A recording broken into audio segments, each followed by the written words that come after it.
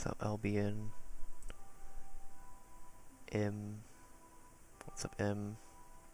I think that's just M. I'm pretty sure. What's up, Logan? Papa Pepperoni, Joey. Give me a second. I'm gonna go.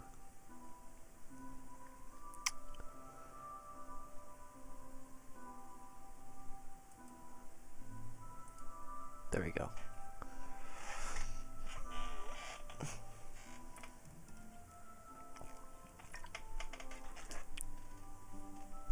What's up, Noodles? I guess. I don't know. I'm finishing up that layer yesterday. I actually had to do a few things, honestly, but whatever.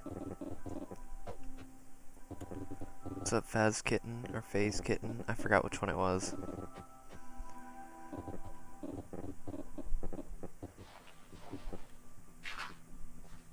What's up, dumb name?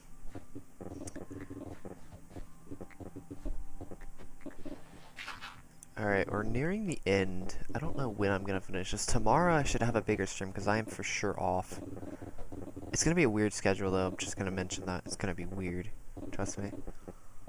I may do a very short stream on Monday because I'm gonna be working like from 7:30 a.m. to 6:30 p.m. and it takes like 20 minutes to get home, or 15 to 20 to get home, so I may or may not stream that day. I'm not really too sure. The days that I work like that, I don't know if I'm gonna stream. I don't know. It's gonna be crazy. Okay, Faz. It is Faz. Okay. What's up, Scott? So yeah, I don't know. I know tomorrow I should definitely be able to stream though. I want to stream practically all day. That would be interesting. So yeah, at least I know tomorrow should make up for Monday's stream. So it's gonna be weird. Trust me, I have a really weird schedule. It's pretty cool. Don't get me wrong. But at the same time, it's like it's weird.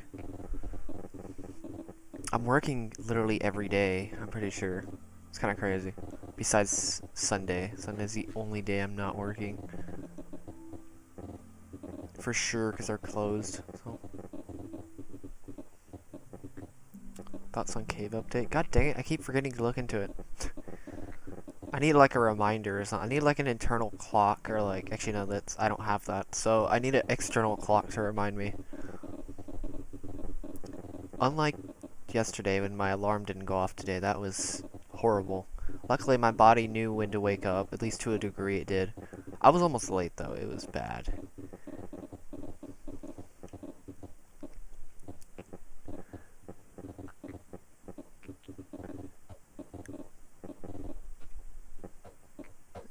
This is really bad. What's up, private guy?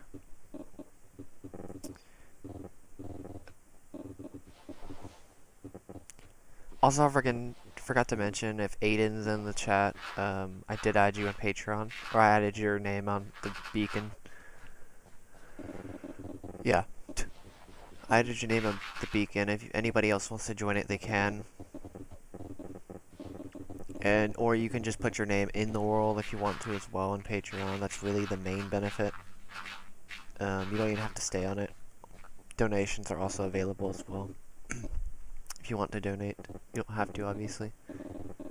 Since, obviously, the whole point of this channel is literally just for the project anyway, so it's like, what the heck, it doesn't really matter at that point.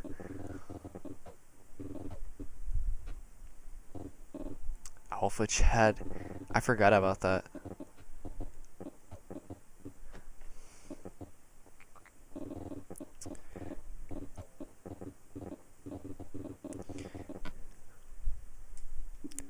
Okay, I'll try to remember saying Alpha Chad.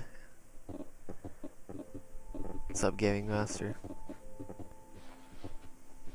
What's up, Mattio? It's gonna be harder to see the chat because I'm looking at the chat box.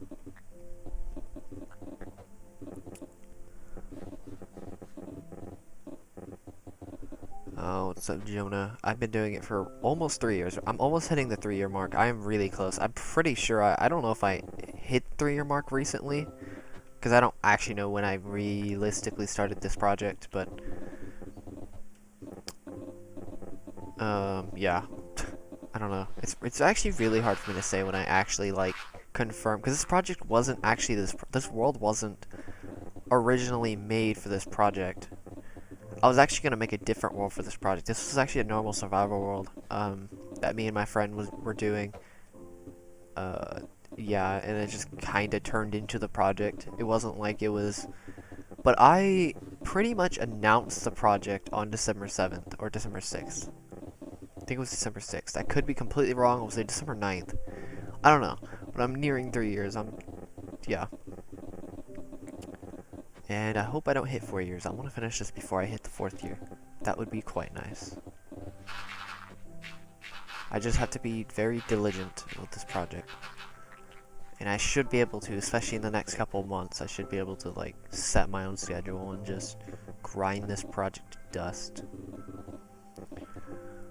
Sup? What does that say? Lacua? I don't know how to say that. It's pretty good. There's a lot of new names. Was that London? I can't really read the chat names that much. What's up, Mr. Yellow?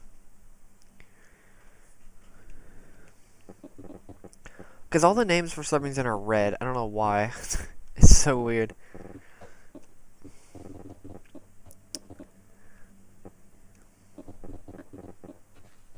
Nice. It's kind of weird. Is it because YouTube's finally actually being good to me? Even though I haven't been good to him. Or it.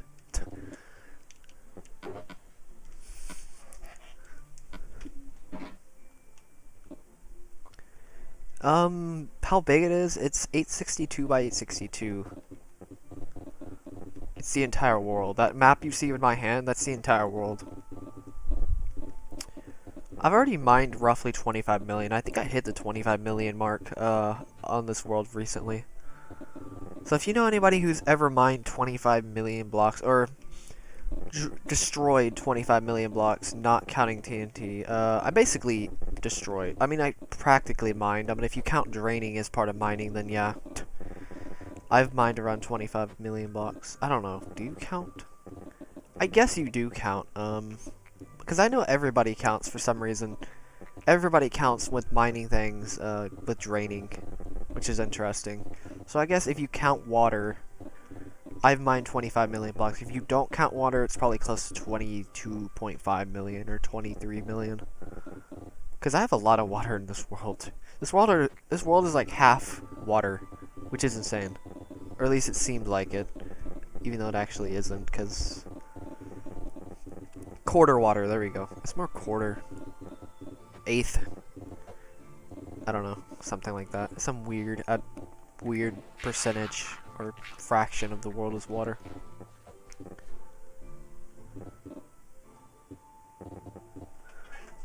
I'm gonna, give me a second. I'm gonna look. I need a better chat.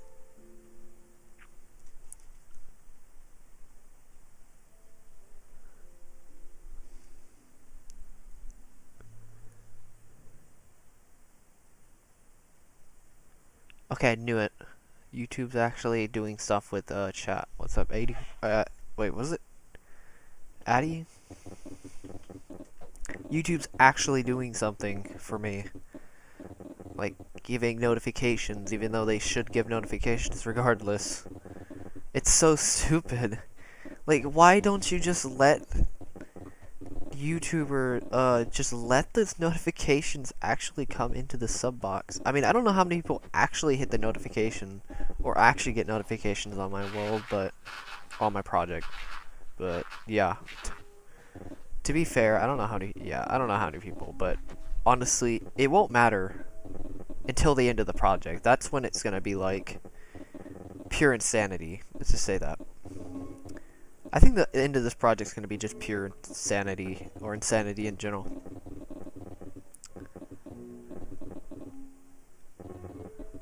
The green and orange block, that's also brown. That is a farm. A giant farm. It's like 64 by 64 or something like that. It's not even done, as you can tell by the brown area. That's just dirt. I didn't actually finish it, because I didn't really need to. Actually, you know what was funny? This world was actually created a year before I even started the project. Like, almost exactly a year. It was like a year, it was 11 months before I even confirmed this project. Back in November 2016 is when I created this project, or this world. I didn't even, this project wasn't even a world, or this world wasn't even the project until, like, over a year later, which is insane to think about. And I didn't even mine that much. I only mined, what, like a 25... I think I mined a 50 by 200 area. I actually have a screenshot if you want to see it. It's in the 17 million area. 17 million video, the tribute video, the 2-year tribute. It has a video. Actually, it's all 3 of those. It's wheat.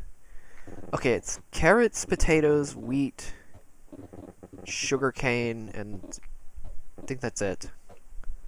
It's all 3 of those that you mentioned. I am 19. Oh yeah, my birthday is coming up soon. Is there a birthday texture pack? That'd be interesting. I actually don't know if there is one.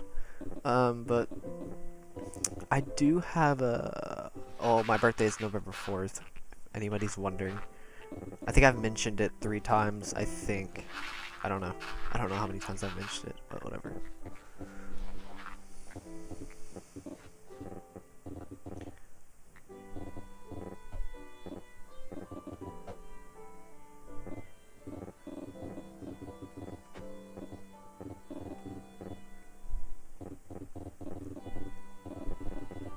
Wait, what am I doing? I need to get rid of the lava in this area.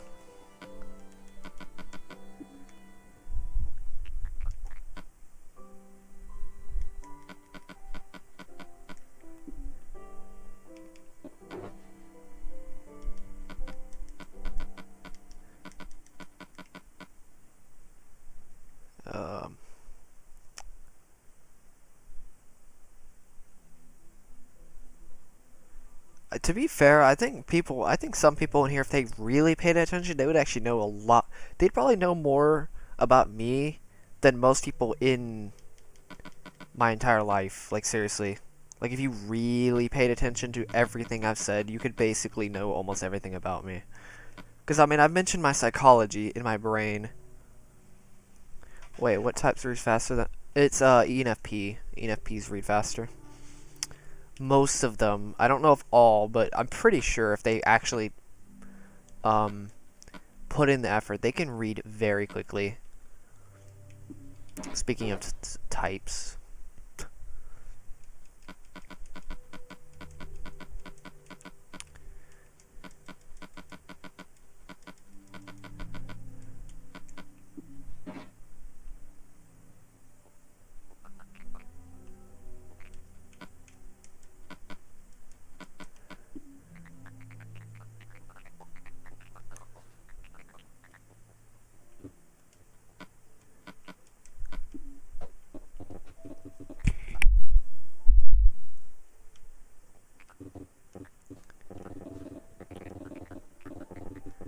I could argue ESFPs as well, but I doubt it. I think another type that could probably outread an INTJ is an ISTJ, but I don't know. No, never mind. No, they definitely can't. I mean, they probably could. I don't know. Any TE user could really probably outread another TE user.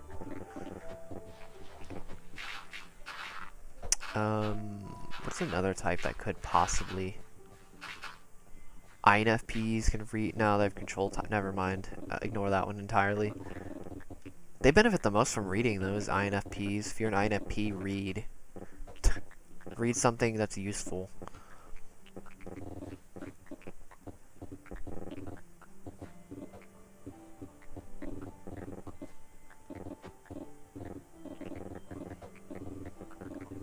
Literally benefit the most from just reading. things, like non-fiction. Just like INTJs benefit the most from practicing, and INFJs. If we just practice what we do, we can become the best at it. INTJs kind of have a tiny advantage, at least in some cases. Because all they have to do is research, and then follow what the other person does, and they basically have that skill unlocked on. I've mined...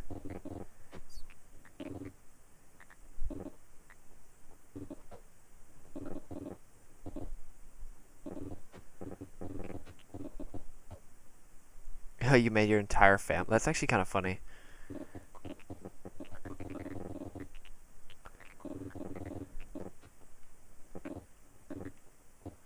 I have mined 25 million blocks, or 56.5% of this world, or something like that.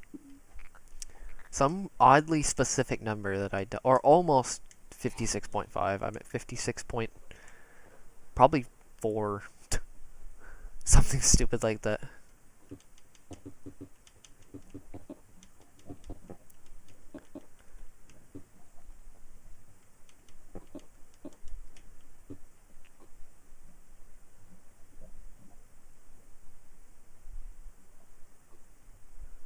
Okay, I can totally tell. I think movement types. Yeah, all survival. What's that? Reese Page?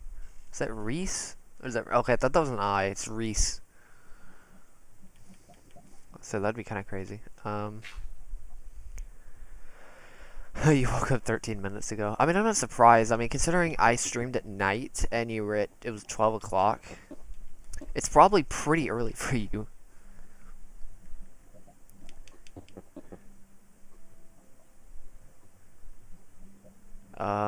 I do not do this for the world record. I would not be able to do this for a world record because it doesn't even exist. So, honestly, I would genuinely enjoy this. I enjoy the progress of this. I'll be honest with you. It's a lot of the enjoyment I get out of this is the progress, kind of the streams as well. They're pretty fun.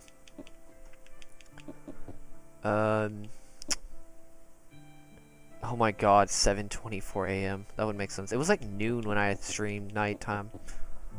That's pretty crazy.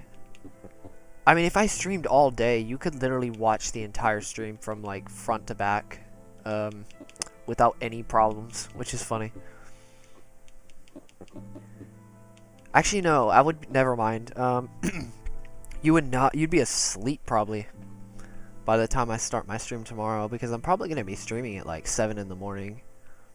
I know that sounds ridiculous. I need to keep a consistent schedule though. I may do multiple streams a day and just break them up. So like 5-hour stream one time, 5-hour stream another, 5-hour stream again, take a break. Or I'll just do one giant stream. I don't know. Like I'll literally, if you live in the US, good luck catching this stream because it's gonna be like at 7 a.m. probably.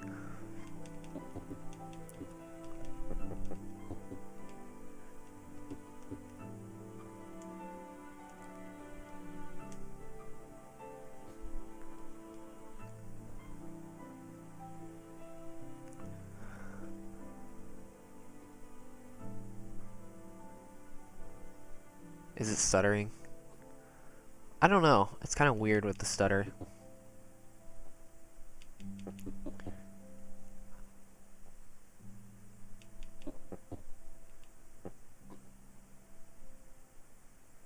It's not really taxing. I'm pretty used to it at this point. I'm like literally thrive in it, I'll be honest. Like I thrive in things that many people don't thrive in. Let me just say that. I'm not the only one that probably agrees with it. This is Lightning Sam as well. Probably agrees with that. I thrive in things that most people don't thrive in, which is weird. I mean, to be fair, we're practically the opposite of most of the population. Like, I'm talking like literally opposite psyches compared to like the majority, which is really funny. Which is pretty cool. I can take huge advantages of that, actually. Honestly, if I had to have a weird like stereotype version, Be pretty much one of those types that would literally spend like 8 hours a day sharpening their sword to prepare for battle. Like that kind of thing. You know? The people that like spend, you know, like Jesus with carpentry or something like that. You know, you get that idea though. You have the idea at least. How he spent literally like hours, how he spends hours and hours on end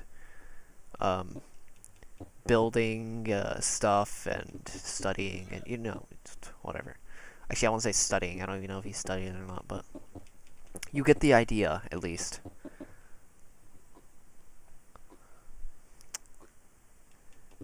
We literally thrive on long-term focus. It's literally because it's our natural state is focus. Like, if I had to describe NI Hero, it's literally just pure focus.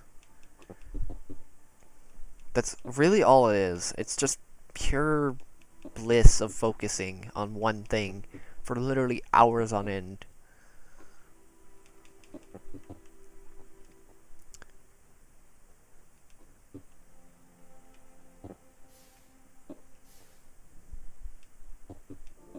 Like, it really doesn't matter what it is, either.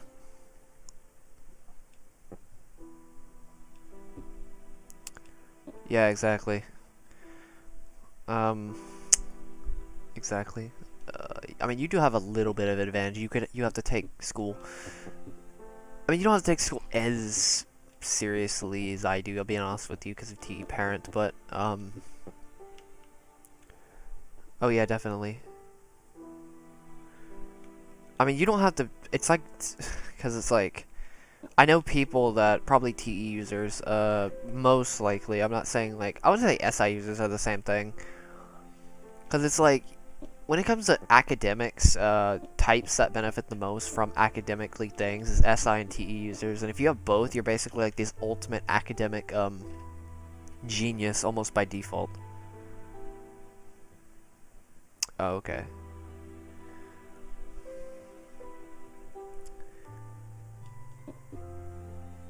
Like, take ENFPs. They're practically, I mean, I would be very surprised if there was not an academically successful ENFP. Or they have the most potential, I would think, besides probably INFPs, to be the most academically successful.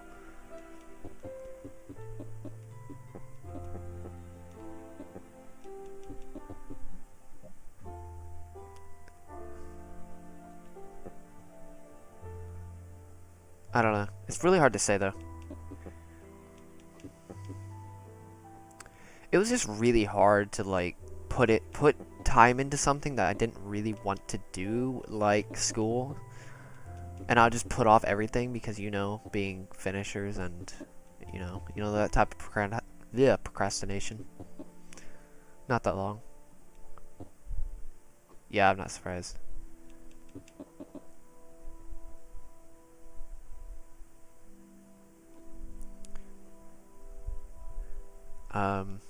How long is this stream going? I don't know, like 20 minutes, I think. I could be wrong. I am really bad with time perception.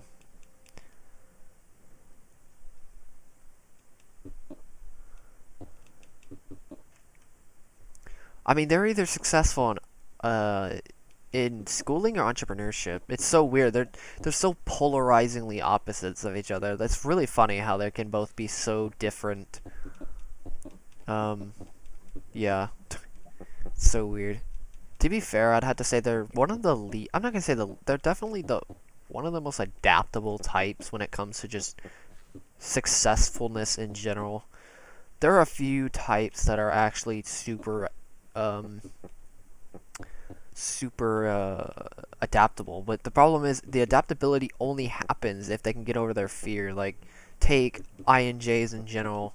We're practically the most adaptable because we can master a skill if we wanted to master or get good at it.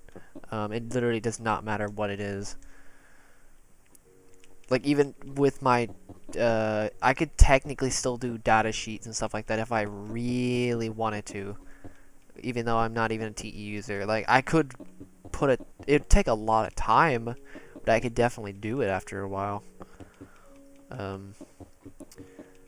But they have an advantage with TE child and T. Actually, I think INFPs as well, but because they can remember so much with their and shoot, they're literally like brands basically. Each INFP is practically a brand. It's so weird. They're easily the most entrepreneurial type. Yeah, for sure. They're basically the stereotyped. Also because they're the stereotyped. We're talking about analytical psychology and personality typing. Mainly just analytical psychology, but I mean, I don't know. I just think this stuff could be way more useful than people actually realize, just because you can literally figure out how to get good at something based on your type. I think it's one of the most important things. 3 most important things. You can get over your worry, your internal worry. You can get over your and your hypocrisy at the same time. You can get over your hypocrisy.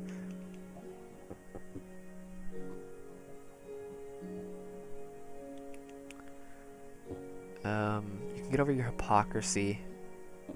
Also, thank you, what's her name? LSW.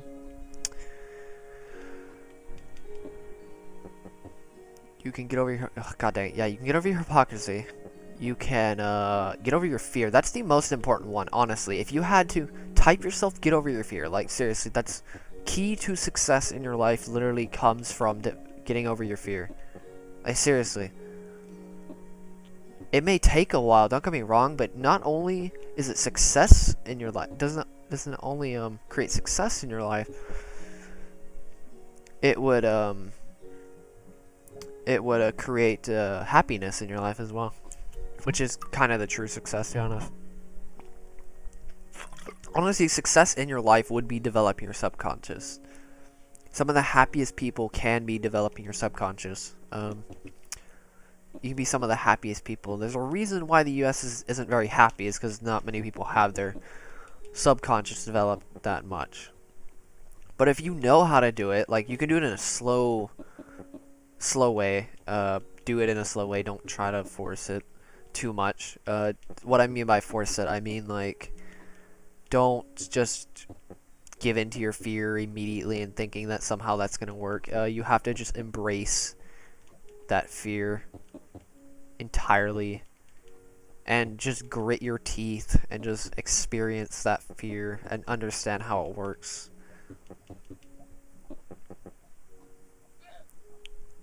There's INTJ, I think, is the most common type typed on the stupid 16 personalities type. Actually, I think on the internet in general, which is ridiculous. I mean, to be fair, I got typed at INTJ, but I mean, that would make a little bit more sense for me, because I'm an INFJ, I mean, come on. Even though, I wonder how many people would think I'm not an INFJ because of how common it is to type, or how rare this type actually is, even though we don't actually know how rare this type actually is, or how rare the types are in general. But yeah. Yeah, I wonder how many types would actually believe me that I'm an INFJ. I wonder how many. I think many people. I think if you used a lot of the systems of other people, I would. Also, look up INTJ. Look up CS Joseph INTJ. That's the most accurate version. Look up that. Don't look up any other version, please. It's the most accurate by far. Where are you at? My god. What's up, Quiznor? I don't think I actually introduced you. What's up, Ethan?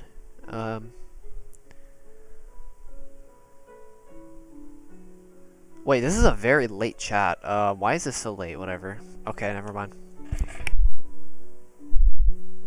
Yeah, I mean, many people want to be an INTJ or an INFJ if they want to be the rarest type. It's like, people don't want to be INFPs because they always seem so sad. And then it's like, many people want to be INFJs or INJs in general because one of them is like this ultimate stud, basically. INTJs are like perceived. To be fair, there is something called the INTJ Master Race, which is really funny.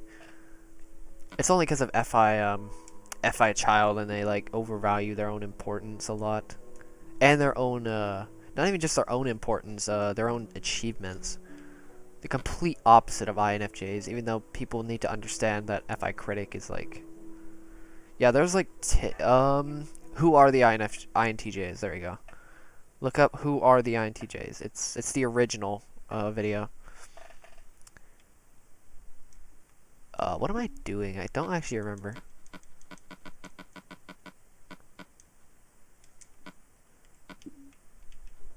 I need another thing of... I forgot what I was doing. But yeah. It's pretty crazy.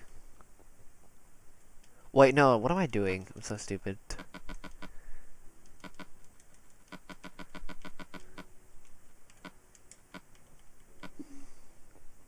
I mean, yeah, it's like, yeah. It's...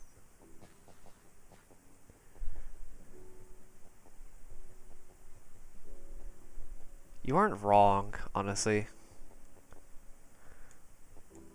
I love his rants. I know people, I mean, people first impression probably don't like his rants. I didn't actually like him that much first impression, but I think after like the second or third video, it didn't take too long.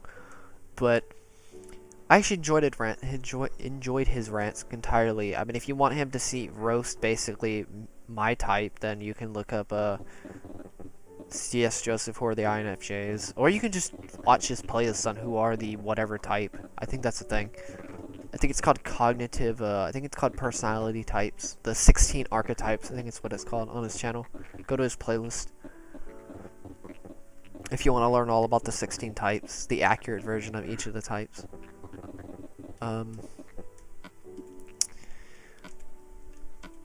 So yeah, completely destroy this type entirely. I mean, it's not as bad as his Patreon. Oh my god, his Patreon, not Patreon, his membership. A premium version of his how to develop each type.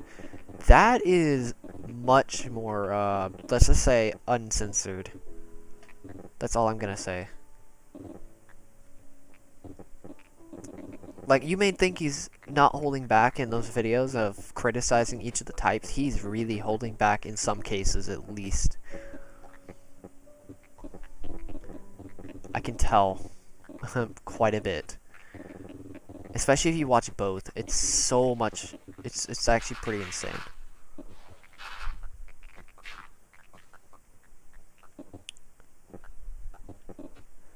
I mean, to be fair, I don't... Okay, he does kind of roast INTJ. He roasts every type, at least to some degree. I know INTJs he roasts quite a bit.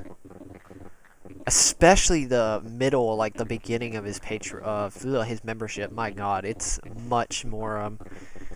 It's worse, to be honest. I wouldn't say it's as bad as the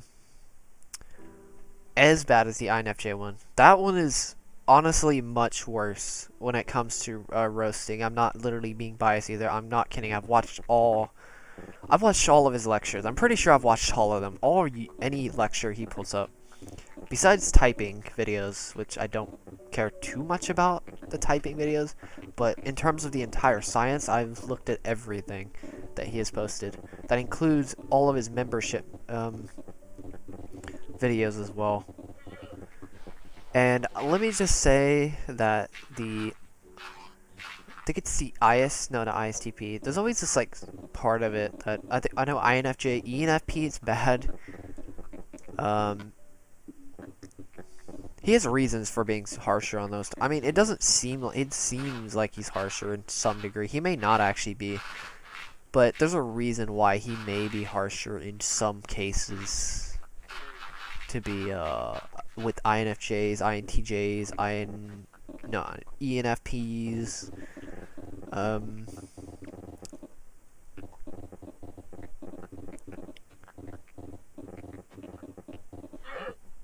Oh yeah, I think he's actually increasing it to $1,000, which is insane. It's pretty insane. I think he's switching it to 1,000. I'm not paying that much. I don't think I'll ever pay that much, I'll be honest with you.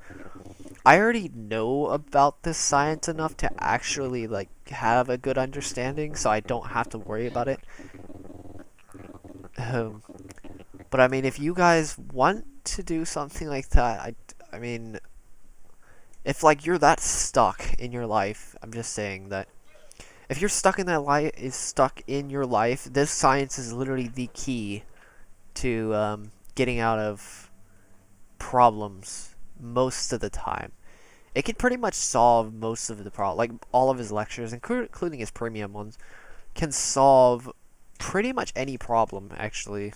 Like seriously, any problem.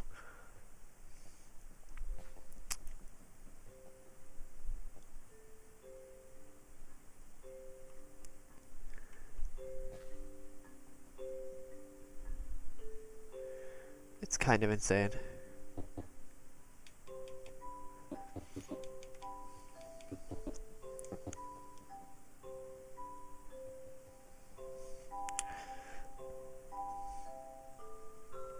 What's up, John? Pretty sure you're here. I couldn't see your comment though.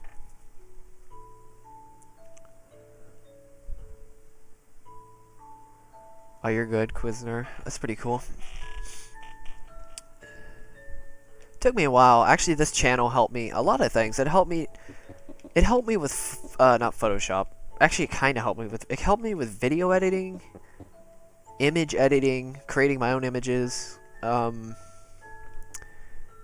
It helped me with Discord, stuff like that. Like, it helped me with quite a few things. Live streaming in general, getting comfortable with live streaming in general, talking to other people on the internet, honestly. Because, honestly, it's like, it's one of those things where I was kind of weird about it.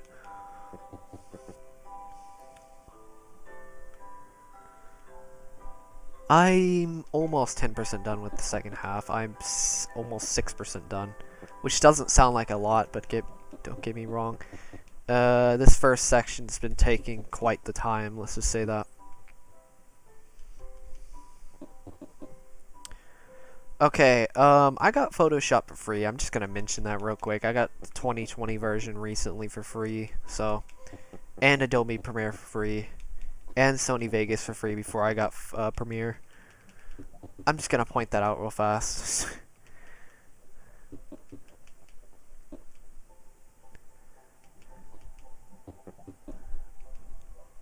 Funny enough, I think I know how to use Premiere a lot better than I do Photoshop, which is weird.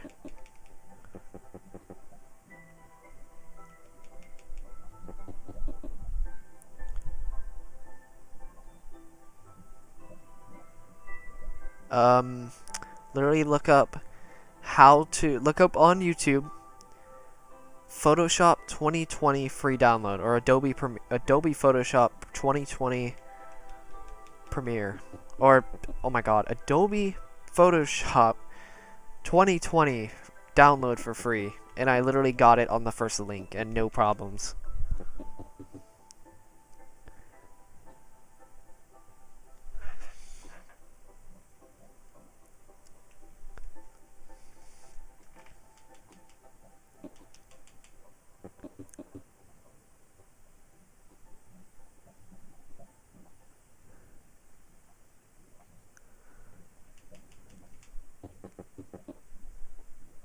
It's not hacked. It's literally just it's just Photoshop.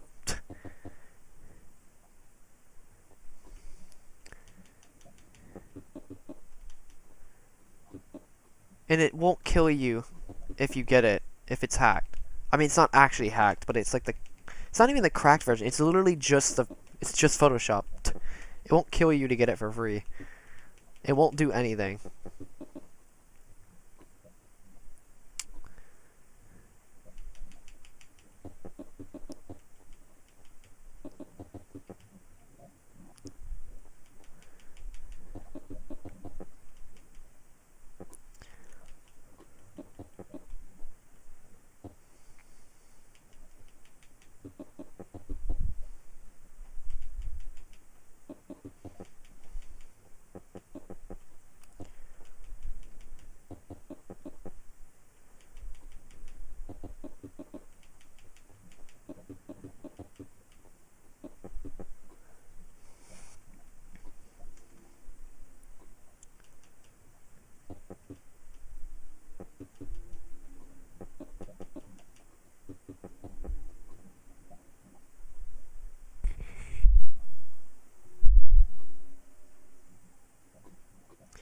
Just a warning, if you do get this for free, good luck with all the dealing with all the ads. They will trick you, just warning you. And they will very easily do it. I've done it enough times now that I don't get tricked by it whatsoever. And it's pretty easy to not get. You just have to literally look at and see what looks real. Or, not what looks real, but it's really hard to actually figure out.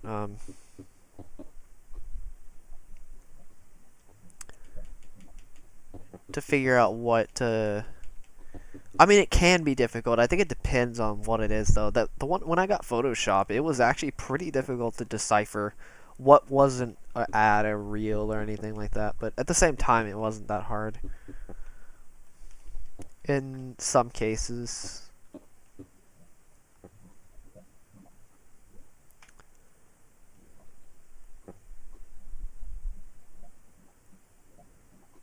I hope if you get ads, also what I mean by ads are ads when you're trying to download the link. That's what I mean. So like those sites that they send you to, there are ads literally littered.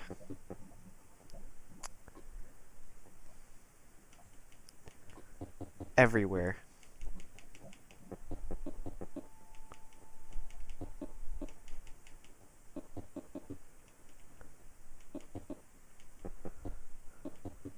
The funny part is when I got Premiere, the video very shortly got deleted. Like the link that I got the link that I got this video from, the link didn't work after a certain point, so I got extremely lucky.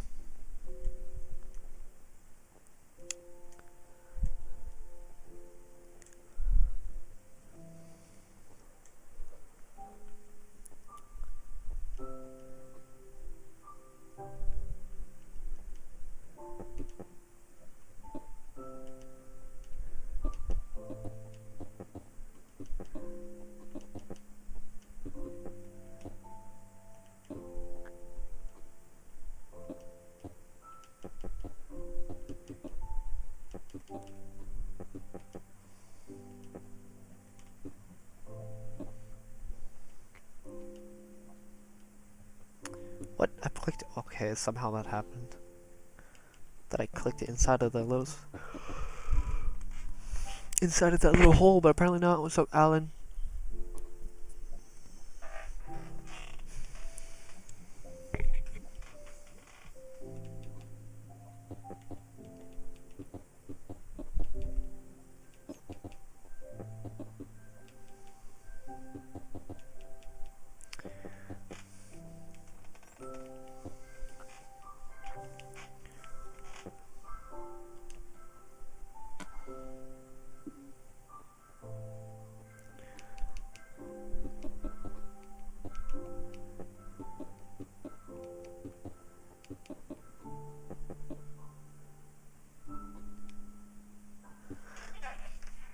So Zach, I can't believe how many people are actually joining.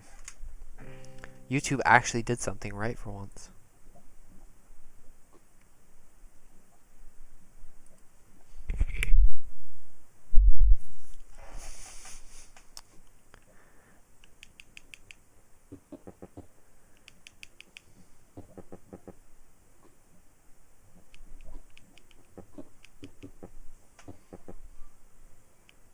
And actually sent out notifications to people.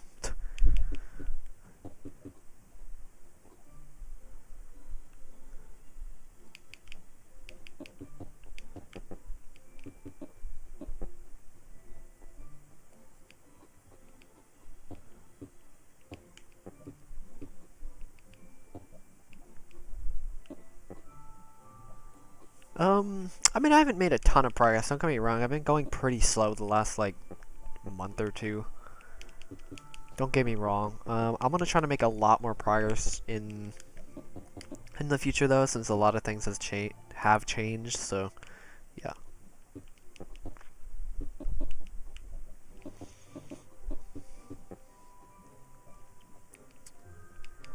And I may actually have time to just grind this project to absolute dust. Yes, the game audio is delayed. I don't know how to solve that actually, because it happens every time I do a stream, so it's like there's no point in even trying to fix it every time, because it's gonna happen pretty often. I try not to worry too much about the game audio though.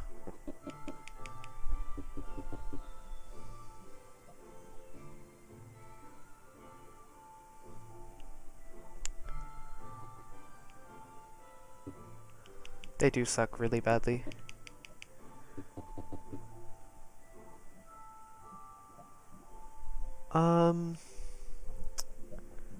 That would kinda, I don't know how, well, it's delayed. It's not delayed on stream, but it's like delayed from my Elgato for some reason. I have no idea why. I'm gonna have to look into that actually.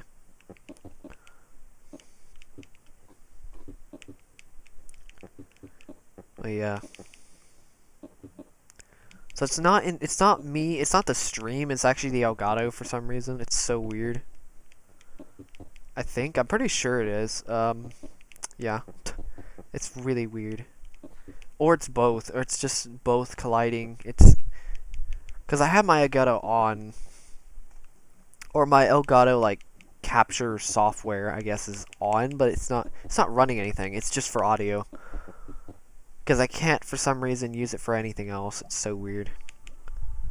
Or, I mean, I can, but it's like, for some reason, I can't stream with audio. Unless I turn on the software, which is weird.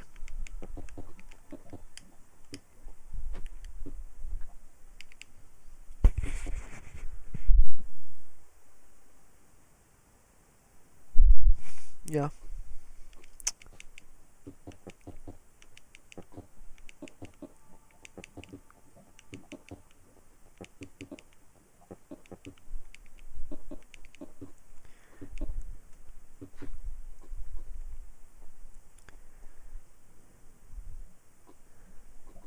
Work was pretty nice. Don't get me wrong, I'm literally testing my limits with my with this job. It's actually it's more self-development than it is an actual job, I'll be honest with you. Because I can kind of tell you what's going in my mind during this job. I mean, it's so weird. I had to explain it to somebody at least at the job just to tell them. I didn't tell them what was going specifically through my mind, but I told them about like how I don't benefit at all from experience. I literally mentioned that straight up. That I benefit just from the muscle memory of doing something. Yeah, I had to mention that at least. It was at the end of the shift, but you get the idea.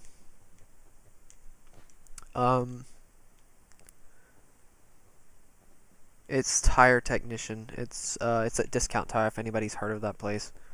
Pretty much a tire. I'm pretty sure it's called Tire Technician, the official name of it. Or tire service worker or something like that. Trust me when I tell you, I've really been testing myself with this job.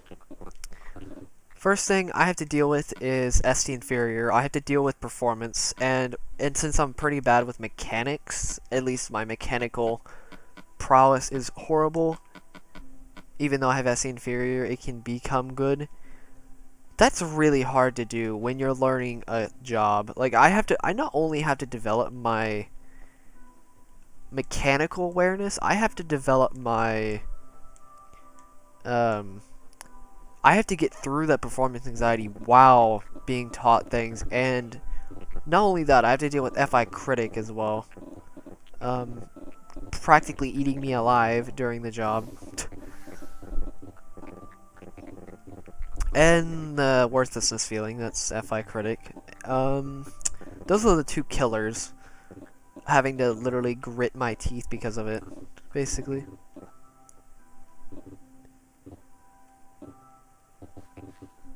I'm not going to get netherite because this is 1.14. This is the Legacy Edition, the Minecraft Legacy Edition PS4, so nah. So yeah, if you're wondering, what's up, Cookie Mations? That's what happens. Not only that, don't get me wrong, I have to learn multiple skills, which is kind of difficult for me to do. I have to not only get good at the mechanical awareness in general, I have to get good at the skill itself. And I have to deal with, I wouldn't say it's fully incorrect training, but it's pretty much incorrect training. They're like assuming that I'm somebody else, but I'm actually somebody completely different. I hope they understand once I mention that to them about, like, the muscle memory thing.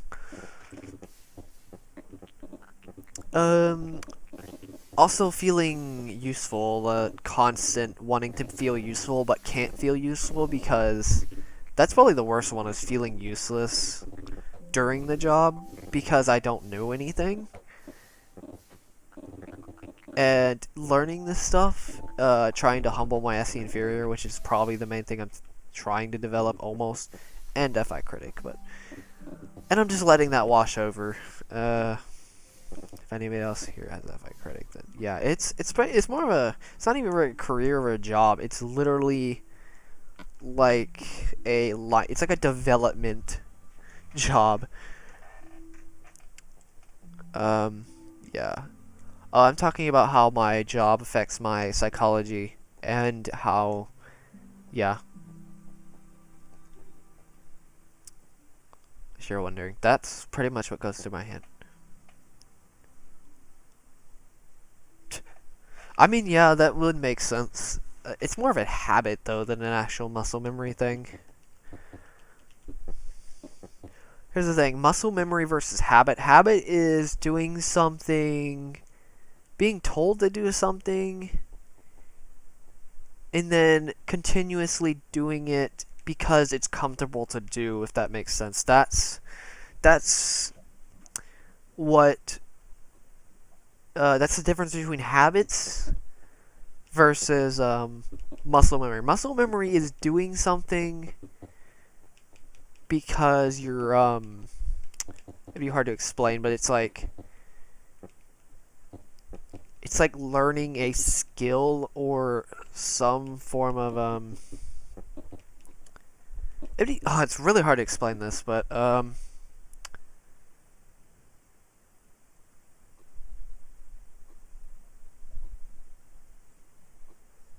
yeah. Why do we even look at the I don't understand. Why is that a thing? I'm gonna look into that. Why do we look? What is practically everybody? I'm not saying everybody does this, but why do most people look at the comment section? It's so weird. Why we scroll through the comment section in videos? Like, I don't do it very often, but I do it quite often. It depends on the video, most of the time. If I'm very interested in what people are commenting, then sure. But if it's a video I don't know, it could be a video I'm actually interested in, like very interested in, then I'll do it.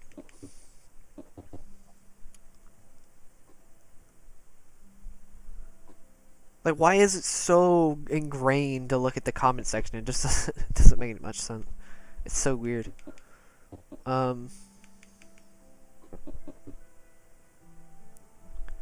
mean, you aren't wrong. My comment section's pretty bland.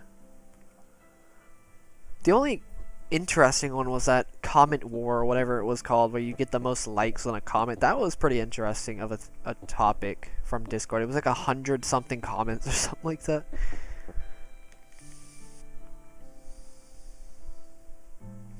Yeah.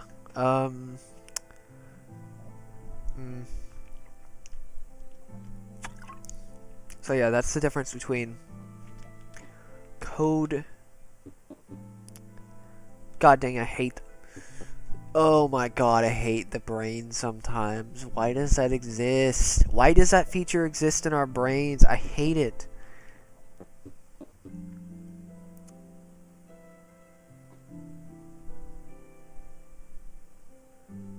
Whack event, that's what it was called.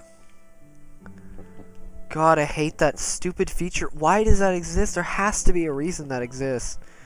Okay, if you're wondering what I'm talking about, it's whenever you look at something last, and whatever you look at, you're gonna say the next. So, like, the last thing you look at, that's what you're gonna say.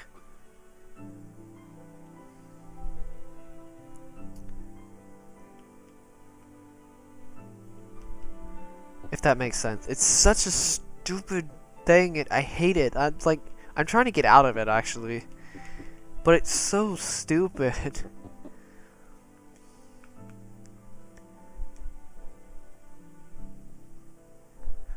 So yeah, the difference between practice versus muscle memory versus habit.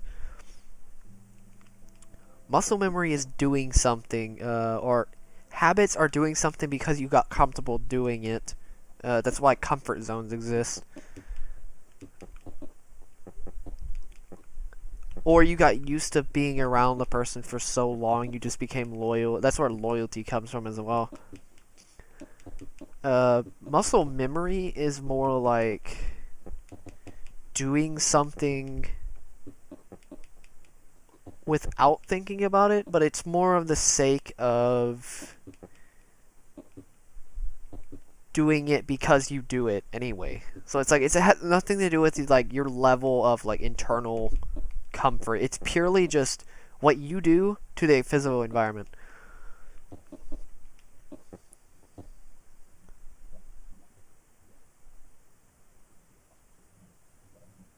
That's really all it is, to be honest.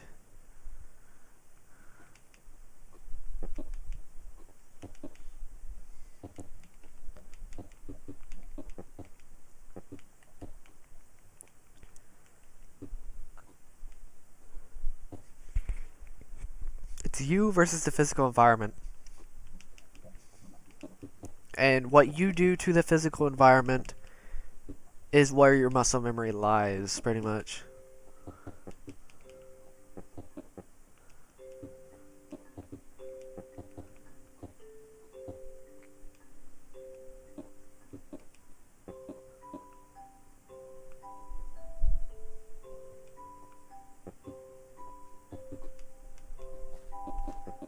Like dieting. Why do you think dieting is so hard for like 40% of the population? It's because they're so stuck at their comfort zone. They don't want to leave that their lifestyle that they want to. Even though they want to do something else, they don't have the willpower to actually change their habits, or just change their habits. They don't have the willpower to change it. But if they do change it, they stay with those habits. That's more of a. That's why self-discipline exists. It's more permanent than, say, willpower. Willpower is very volatile. Trust me on that one. Willpower is very volatile.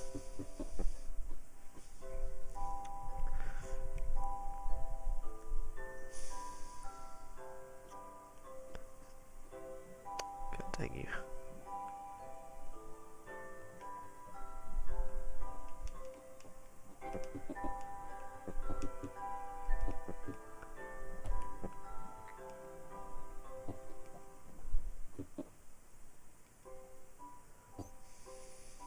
Yeah. It's super weird knowing some of this stuff. It's really useful, though, to know some of this stuff as well. Yeah, I recommend practicing lightning, Sam. You benefit from practice. Depends on what you practice, though. Just don't practice anything super minor.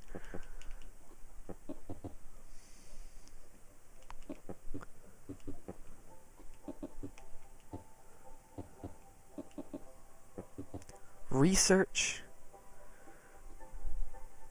You think you have sort of willpower? Yeah, okay. In iHero? Okay. I know it is at 69.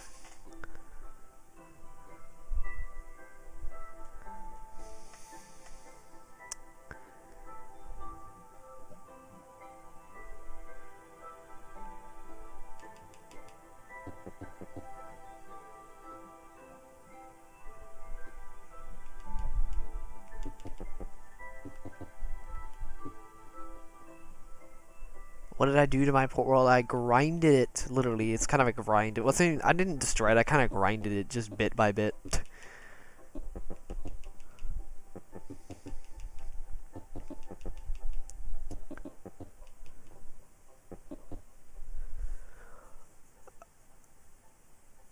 I don't know if I want to start parking backwards. There's no point in me parking backwards.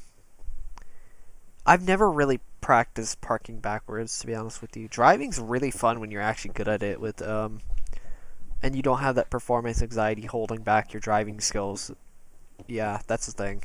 It's so sad.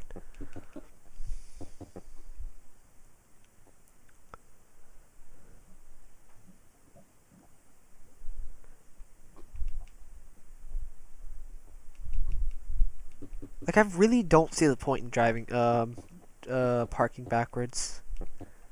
It's just more effort than it actually should be, and you kind of get in people's way whenever you, park backwards. You have to literally turn around and then go into the parking spot, which kind of just becomes a thing. That's kind of a nuisance.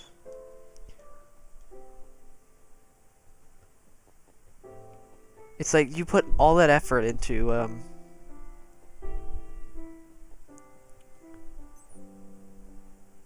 I definitely agree with that, Sam. I thought driving was really hard, but it's really fun when you actually get good at it or practice it. You know, if I knew I was gonna get good at, or I could get good at driving quickly, I could have just driven my car in circles in different spots in different areas and just got comfortable, or not even comfortable, just got good with the muscle memory of driving, and then my performance anxiety wouldn't have been nearly as high. Do mind you, performance anxiety is horrible when you're taking a driving test. When somebody's analyzing everything you're doing, it's literally SC inferior. Like, I don't know. It's pretty much like the worst nightmare, I guess, is a good way to put it. It's the worst nightmare of SC inferior is driving tests.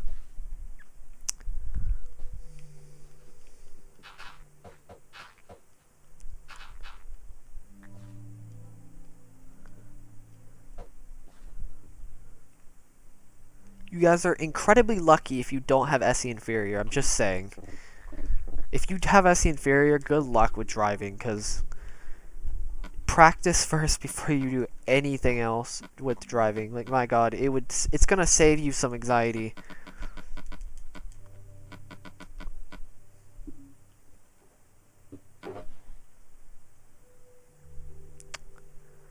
But I don't know how. I really doubt there are any INJs in this chat, so I'm not gonna. I really doubt it.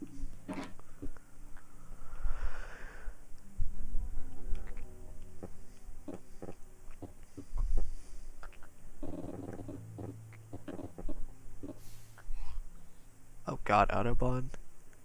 That sounds even more terrifying than city driving's horrible though. I'm just gonna mention that for me at least. I get absolutely terrified with real city driving, like big city driving. I could do like smaller cities, but my god, bigger cities are ugh. And it doesn't help that when people say, oh yeah, one small slip and everybody's gonna get hurt or maybe die. Okay, I don't know how ridiculous, that's like almost emotional manipulation and guilt tripping. You're literally guilt tripping when you say something like to that to people. I'm just gonna mention that. Why do people think that somehow saying that, like, oh yeah, this 2-ton car could kill someone?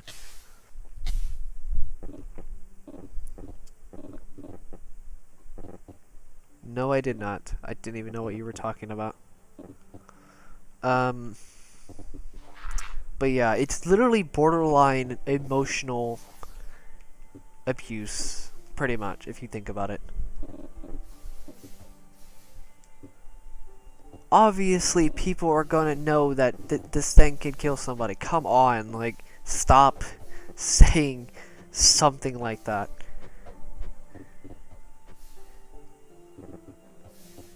Like, you're insane if you don't think this thing can't, like, hurt someone or... I mean, come on. You don't even have to be logical to actually understand that this 2-ton machine can literally, like, at 50 miles per hour, it could just almost kill someone, basically.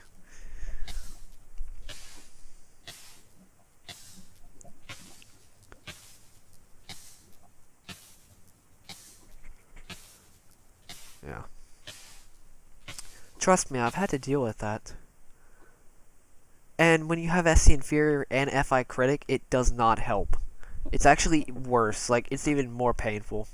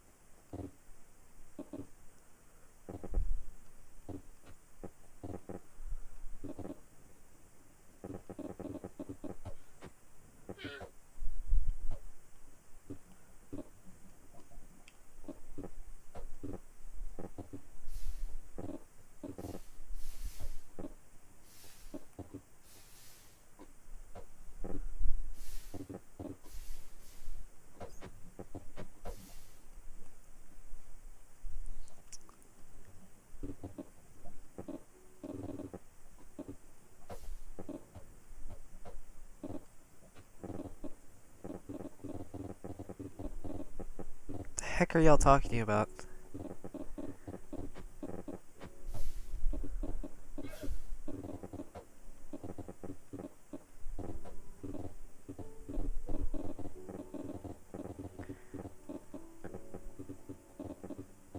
Okay, my progress. Look at my right hand. Sorry, left hand.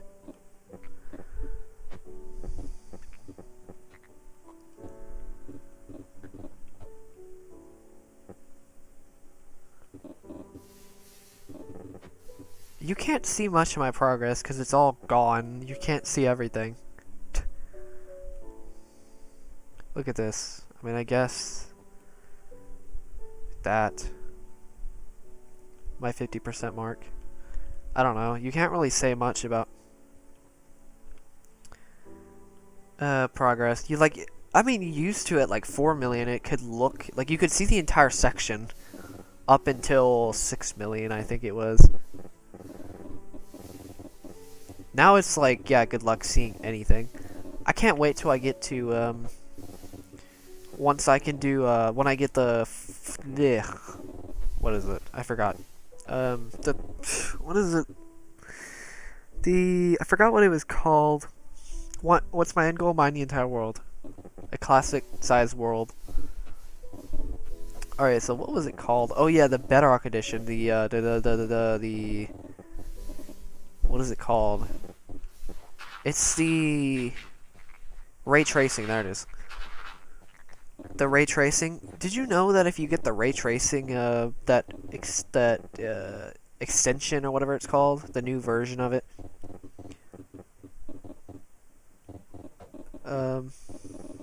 what's the highest speed limit? I heard 80 is what I've heard. The highest I've heard of 80, but I'm not really too sure. I know obviously that's not even close to Autobahn because Autobahn is literally unlimited. Pretty sure it's unlimited. 862 by 862. Yeah, RTX, the ray tracing edition or whatever it's called. You can set the render distance to, I think it was 128 chunks. You can literally see this entire world anywhere in the world. Like, you can literally see the entire thing, which is insanity. I want to see that so badly. I want to see what I want to see what this entire world looks like from any view. I want to be able to see from one edge to another.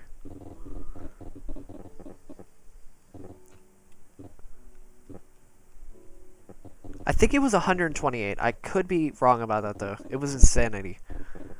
I couldn't do it though. I couldn't change it because you have to buy a map for some reason to use RTX ray tracing, which is annoying, but whatever. I was like, come on, it's a free beta and then you just make us pay for something that you actually... What? That makes no sense. It's like, can you at least do something for free? I know it's Microsoft, but come on.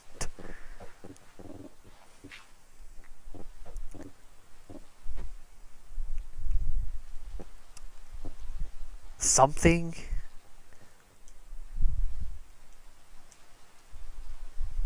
That was practically like one of those sleazy sales, the little upsells that they do, the click funnels or whatever they're called, where it's like, oh yeah, you do this, you get this for free, but you can pay for this to actually use it, or something like that. I don't know. It's practically, it was like a sales pitch almost, just to buy a map, which is so stupid.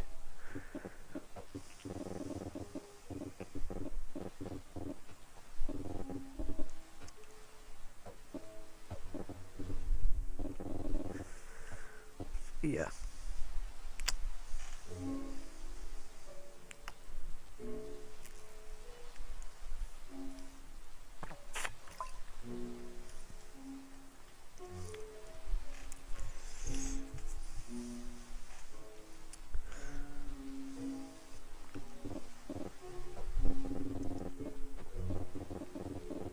Can I actually convert this world to Java? That'd be insane.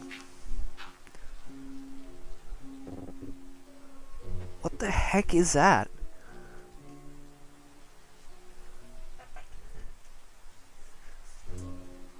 Oh. That looks ridiculous.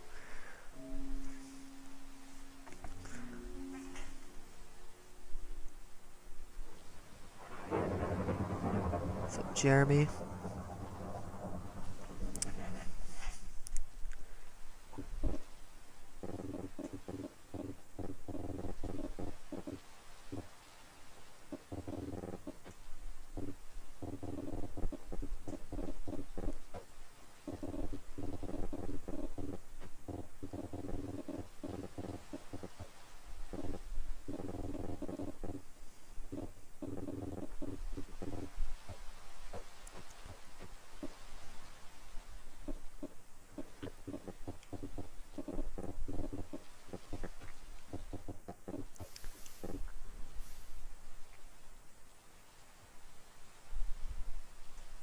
To be fair, you can do that in the US. You can pass it 120 miles per hour.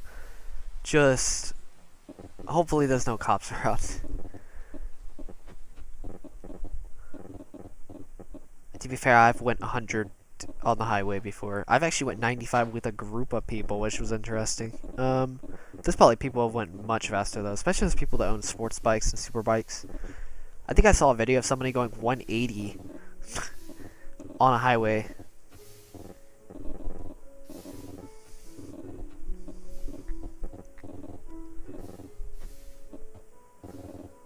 Using, I think it was I forgot what bike they were using. I think it was a Kawasaki. Could be wrong though.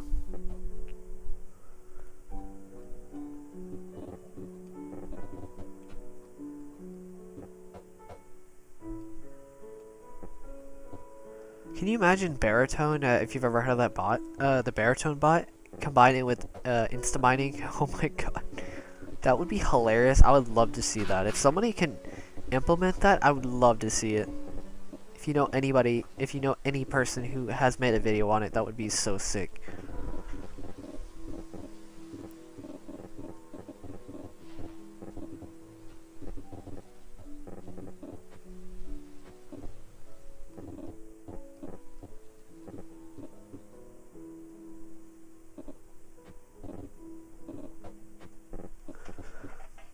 What's up, Savvy?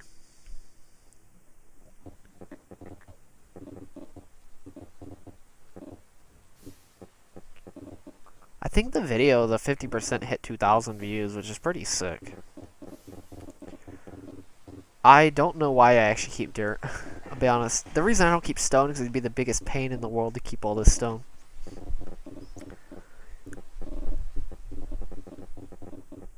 And this project alone is already difficult, trust me. Like, this project is way harder than, not way harder, but it's already a kind of a pain to do the project in general. I don't want to have to keep up with inventory every 10 minutes.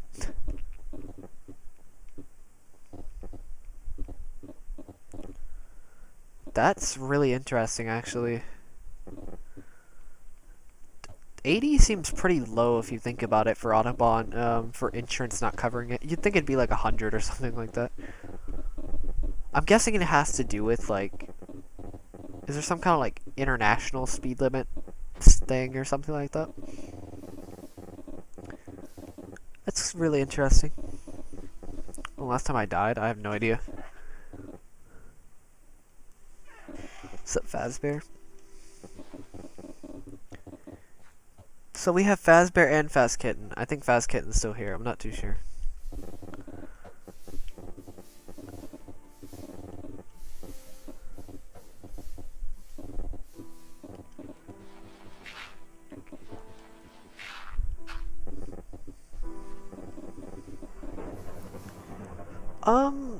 I'm probably not going to speedrun Minecraft, to be honest. I've never actually tried it. I don't really see any reason for me to do that when I have this project. Don't really expect me to do much when it comes to this project. Yeah, don't expect me to do too much when it comes to Minecraft besides this project, because this is the main thing I'm going to be focusing on.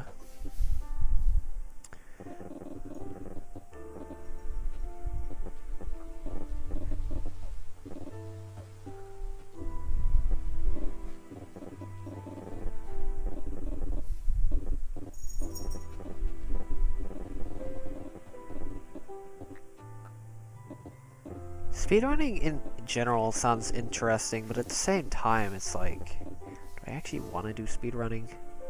But I'm really worth it that I want to do. There aren't really any games that I have that are like, I could totally speedrun that besides Minecraft. That's the only game that I could possibly speedrun. I don't really play any other games that I like have much interest in to speedrun. Unless I picked up a new game that was very speedrunnable, then I could do it, but not really.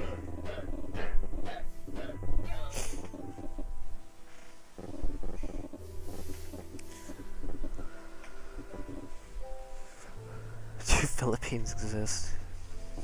God.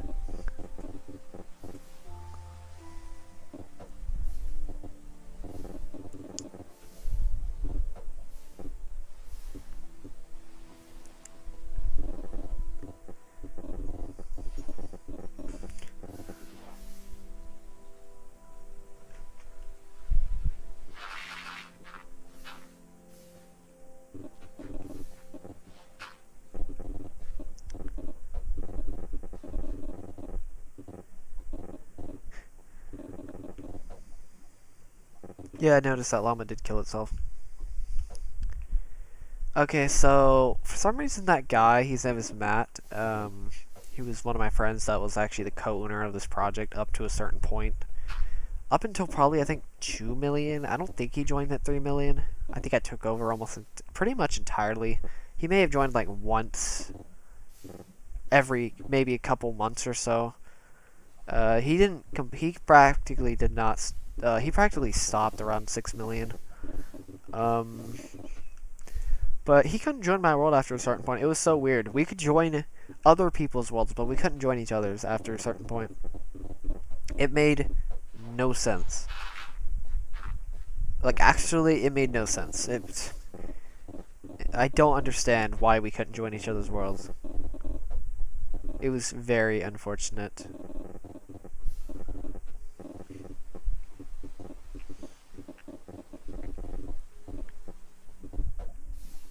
I mean, if you think about it, that would make sense. I mean, I guess if one car is going really fast and one car is going slow, in some cases that makes sense, because usually the slower cars actually cause more wrecks in the US than the faster speeding cars.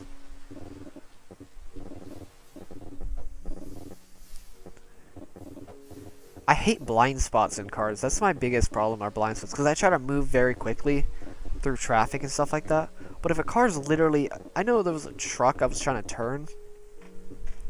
That truck was perfectly in my blind spot. I'm talking, I literally couldn't see the car at all in my blind spot. It was so stupid. It's like, are you kidding me? Why does that exist? Luckily the truck was going quick, and I have fast reaction times. in situations like that, I can actually save myself. It looked pretty, I mean, it probably didn't look natural because I was actually turning very abruptly. Lava, I mean, I started clearing it earlier. I just placed stone, which I don't have any with me, but...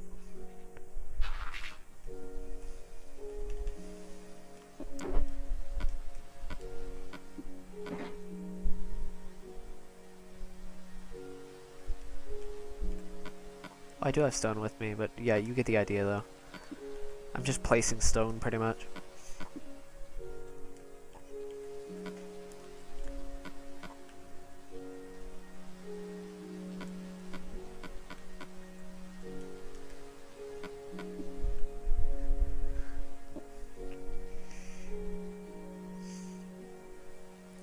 What's up?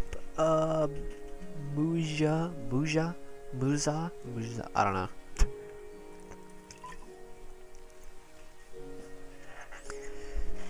Yeah, it's been a while then.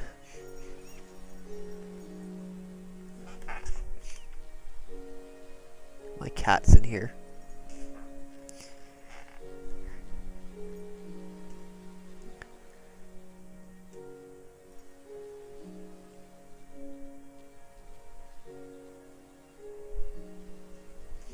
Okay, I think the reason that thing dropped flint is because I have Fortune 3 on my shovel, so that's why. Musha.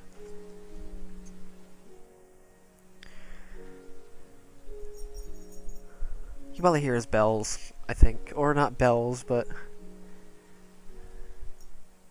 I want to see if he can lick the mic. That'd be so weird. That'd be so weird. Seriously.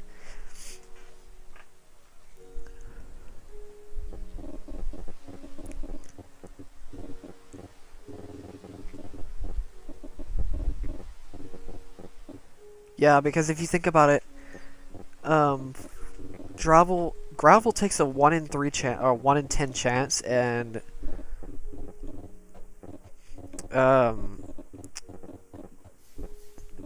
what is it?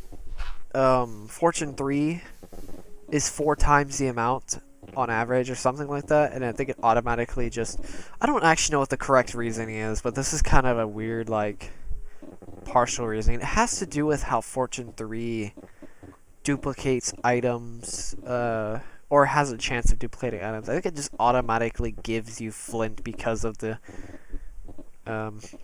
amount of flint that you get per gravel anyway. I don't know.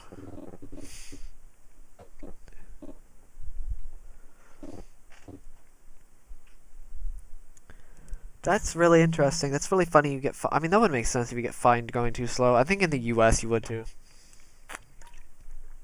You'd have to be going really slow though, because I've seen people drive 50 on the highway and they have had no problem. Which is annoying, but whatever. I think the most annoying thing is turning slow. I don't like it when I don't mind even people driving slow. It's not that big of a deal. But turning slow, on the other hand, that's kind of annoying. So, like,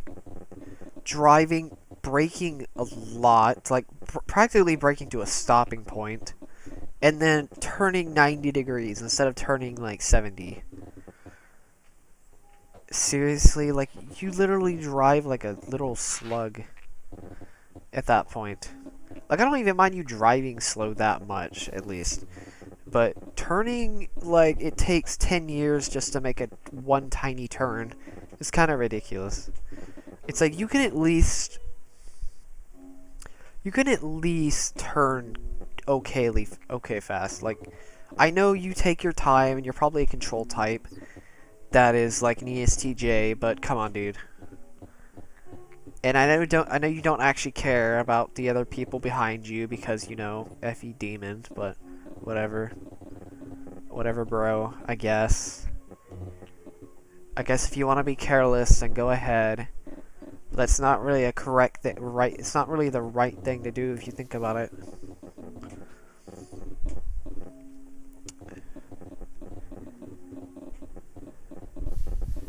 And I know other people probably don't want you to do it anyway, so there's that.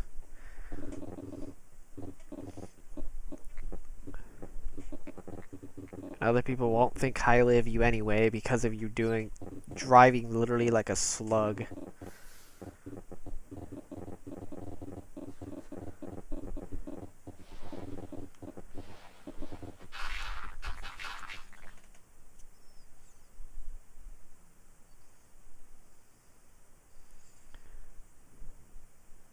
Oh my god.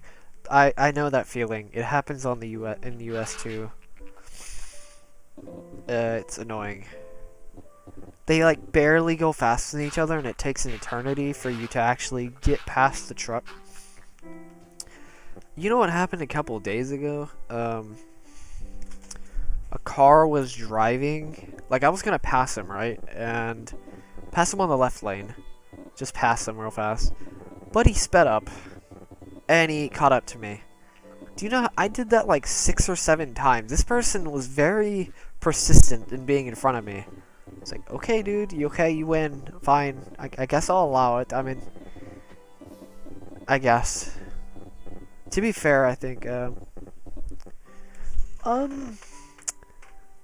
don't know. You can do either one. It doesn't matter. I mean, if you want some benefits, do Patreon. But if you just want to support just to support, then you can just donate. You know, oh god. I was looking at the second screen and it lagged.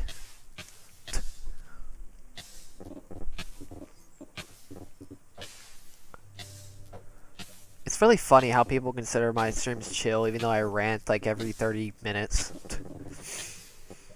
It's really funny. It's like, okay. Sure, I guess. I guess it's considered chill. I mean, I guess majority of it is, but not really.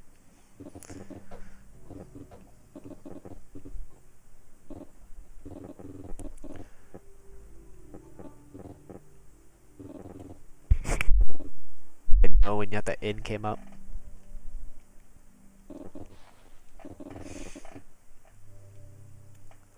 You didn't distract me. I'm distracted by everything anyway, so it's like... That was kind of my fault anyway, because I was looking at the second screen.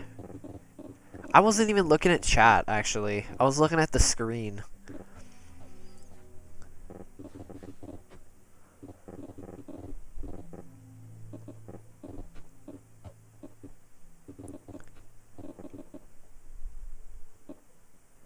Oh, okay, that would make sense.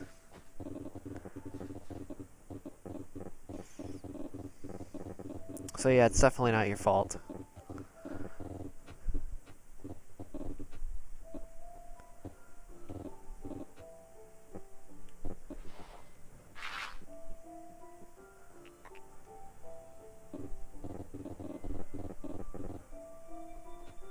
Oh god.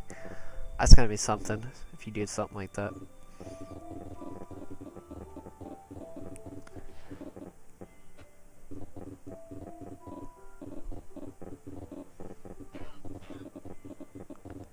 Yes, YouTube also doesn't send out new messages either.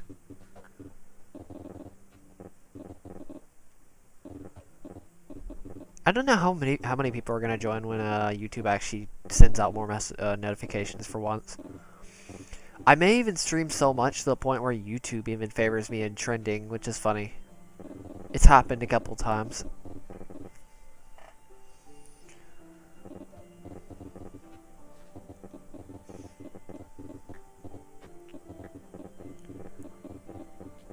God dang it.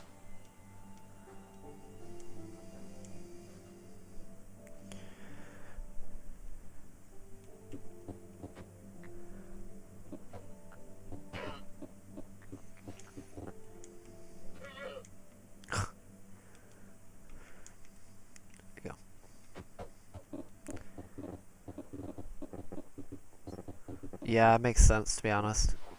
I can't really tell you when I'm gonna stream, to be honest with you.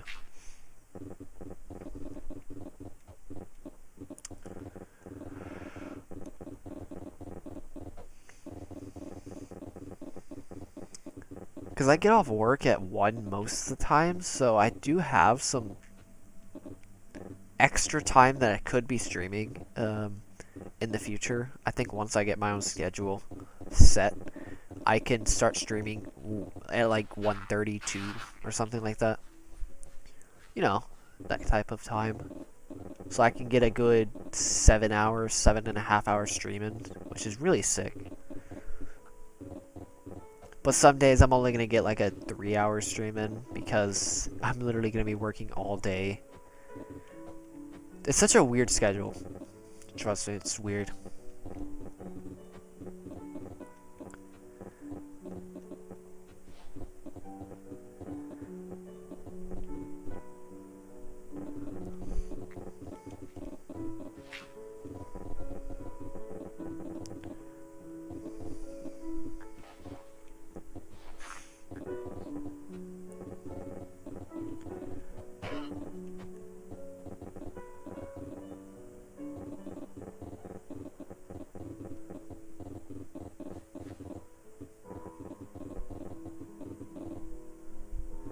Okay. That's really interesting. Dang, I'm surprised you haven't joined in recently. That's kind of crazy. If you get, you still get every notification. That's kind of crazy. I mean, I know a lot of people probably don't join my streams because of the lack of notifications. But YouTube's actually doing its justice at some point, finally. I mean, to be fair, I didn't stream for like a month, so I guess I can't really say much, because it's like, some people were saying I haven't been to a stream in a while, and then when I first came back, I was like, yeah, I haven't either.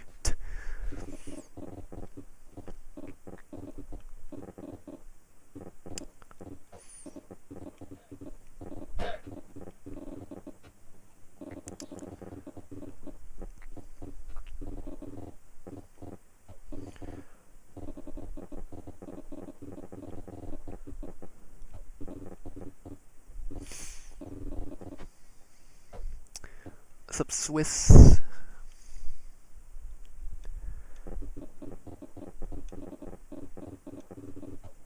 Alright, I should be done. I think I'm gonna have 5 layers left. I may finish tomorrow, which is crazy, but I could probably finish this section tomorrow. I could probably nail in 5 layers, right?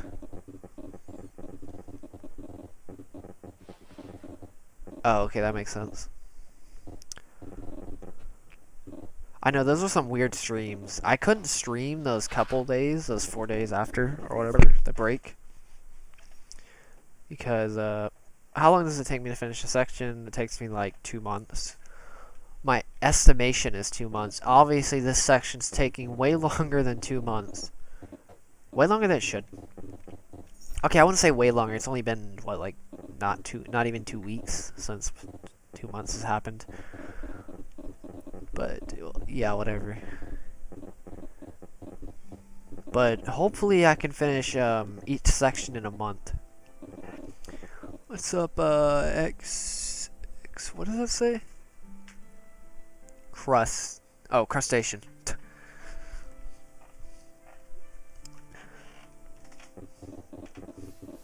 I couldn't read it because it was red for some reason.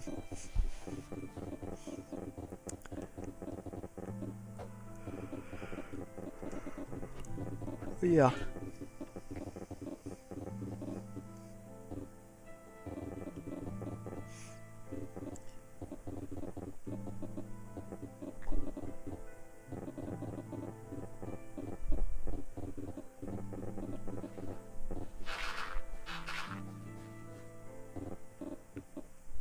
I'm glad I breathe automatically or I'd be in trouble. Let me just say that. Even when I breathe automatically, I'm still kind of in trouble. Sometimes. It depends on what I'm doing. In some cases I don't breathe though, which is weird. I do not have OCD. I actually trigger people with OCD. Let's just say that. I sometimes like to trigger people with OCD. Even though it's probably a bad thing to do, I know. Even if they don't have OCD, I can still trigger them. Trust me, I definitely do not have OCD.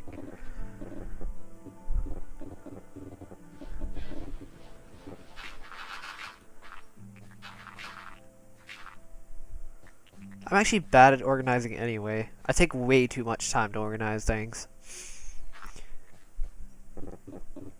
because I want it to be good. Don't get me wrong, but it's like at the same time, it's like, is it actually worth making it this good? Organize it this well? Or is there a more efficient way to actually do this system? Or not even just that. I just think about a lot of stuff like that. Not even just the most efficient way to do it. Is there just a better way to do it? That takes less maintenance. I'm all about trying to reduce maintenance and things, just because I kind of value time a little bit more than some people do, I know.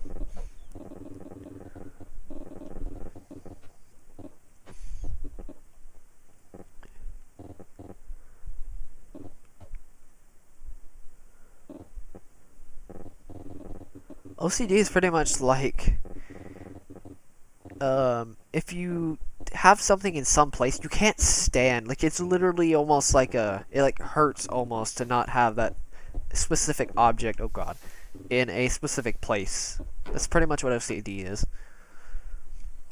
And no, it's not entirely perfectionism, for somebody who's a bit of a perfectionist, sort of. It's a little different than perfectionism.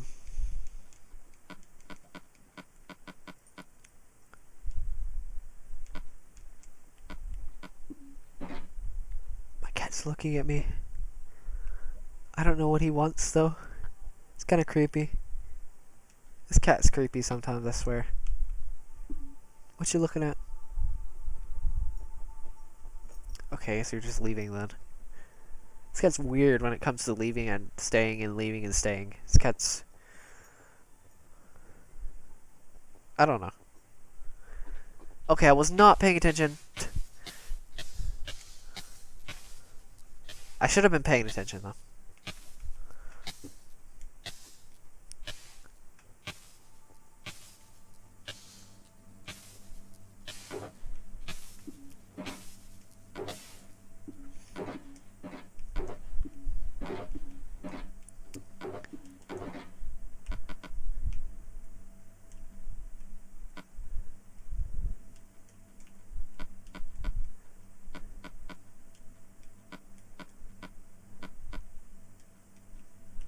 I'll fill in the lava hole in a minute.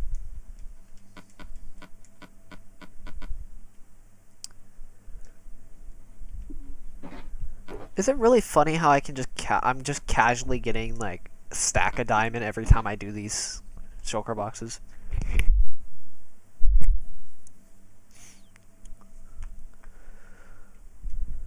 I don't really know what the difference between OCD and like something that's like, some people may seem like they have OCD, but they're just so... They just notice details that shouldn't be there. That's, like, different. I don't understand, like, the difference between some people that don't have OCD and who seems like they have OCD, but don't actually have it. Or, yeah, you get the idea. What's up, Ash?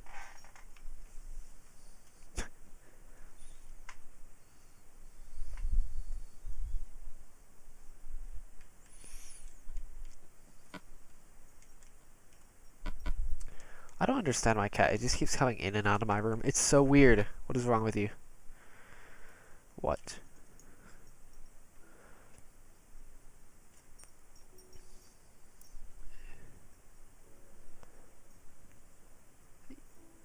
I think it depends on what it is, Sam.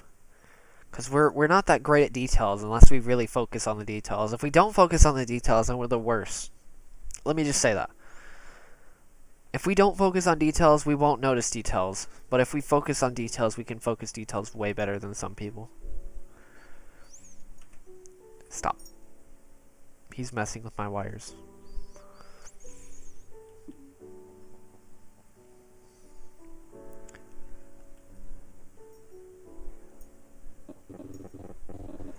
Okay, no.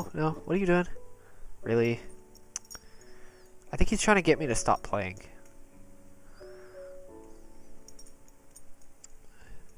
Okay, fine. Just stay right there. Yeah, here, take the controller. Take it. Take the controller. Here, take it.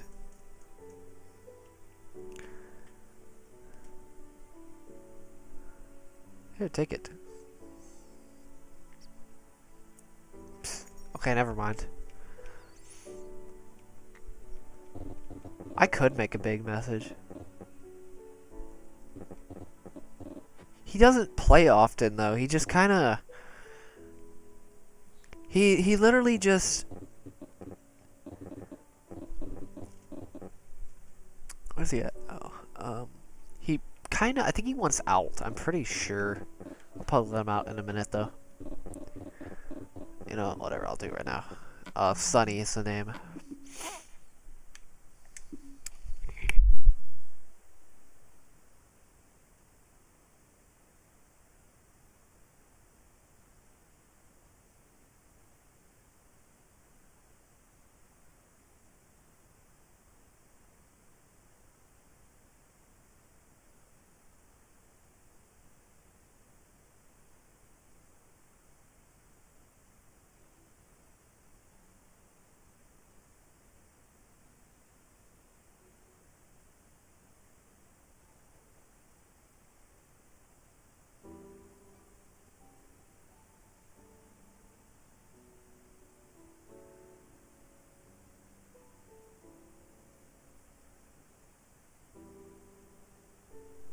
Okay.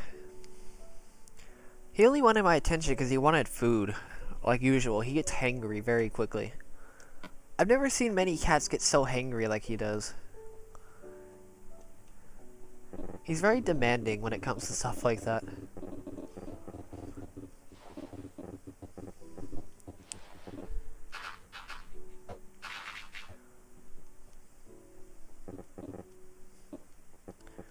So, kamikaze.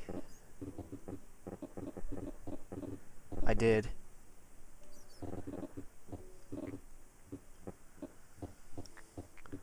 You want me to type him? He's an ESTP.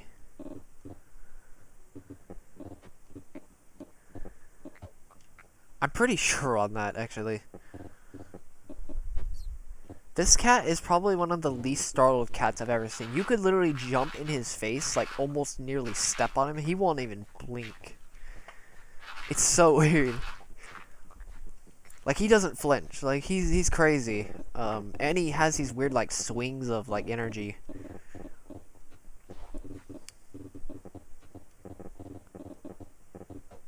My cat doesn't like to cuddle. I mean, he kinda does, but it's more, like, for the terms of, like... He doesn't... I don't pet him, he pets me. Let's just go with the... No, he's not with me right now.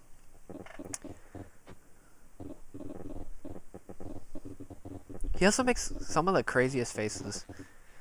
It's like... He's trying to get your attention, he just looks at you. All weird. It's like... He's very expressional for being a cat.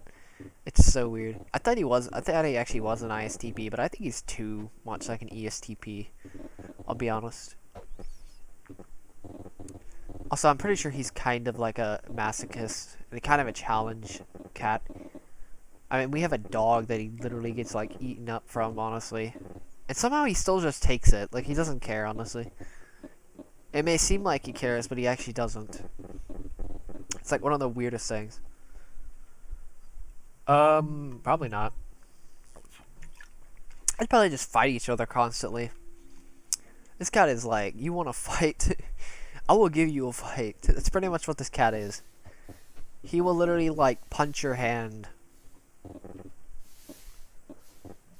Or if you, like, blow in his face, he just, like, tries to, like, paw at you. It's so weird.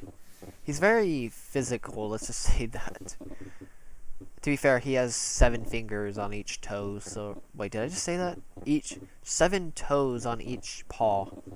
There we go, that's better. Which is really interesting. I don't know if every paw has 7, but... I know at least one of them does, and I think the other ones have like 6. It's like an orange cat. This cat, I can definitely feel him staring. He's very, like, determined, too. Like, he won't stop. I mean, he'll stop eventually, but he's very demanding. Let's just say that. He's very demanding.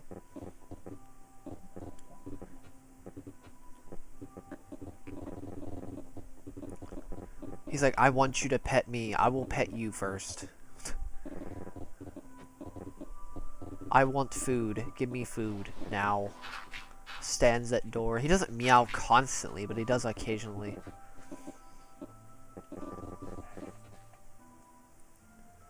Tabby, yes.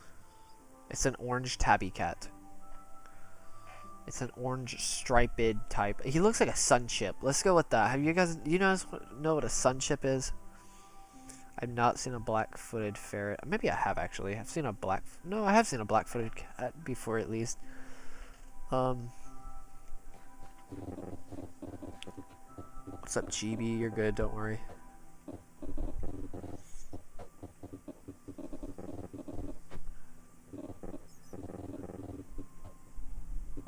Mine is also, he like almost prefers outdoors, which is weird. Like I was trying to let him inside, but for some reason he wanted my little game room. And do mind you, this game room doesn't really have any air conditioning. Oh, and it does sometimes when you use it quite a bit when people are coming over. But he preferred that room than he did inside, which is so weird.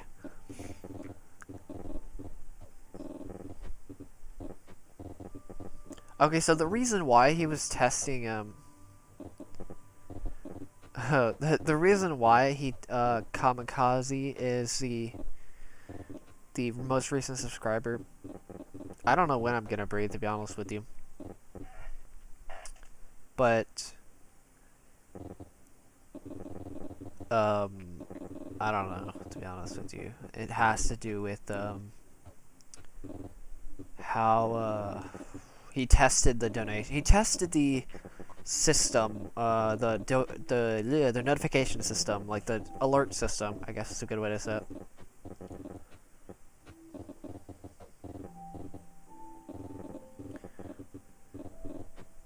Oh, I'm like 11 years, my god. I mean, to be fair, I do have a friend that has I think it's a 16-year-old dog. It's almost older than him, which is really funny. I think it's almost the same age as him. Also, I'm just gonna mention, if anybody wants to test a donation system, they can. I don't know if it actually works, but maybe actually I'll check if anybody has donated or anything like that, just to make sure.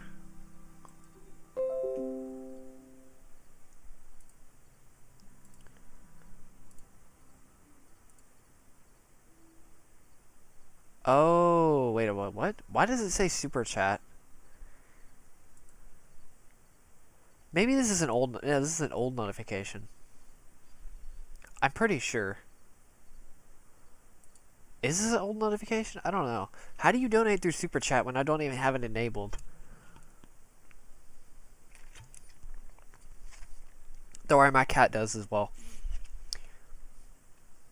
He doesn't do it, constantly.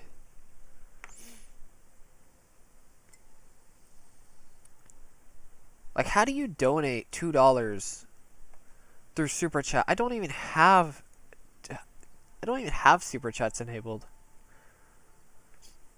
Yeah, I've been mining for 11 years. I've mined 200 million blocks. I'm just kidding. You can't even mine that much in 11 years. I don't care how much time you put into it. At least I don't think you can. To be fair, I've been mining for like 4 years, 3 years, and I'm to 20 million, so do the math on that.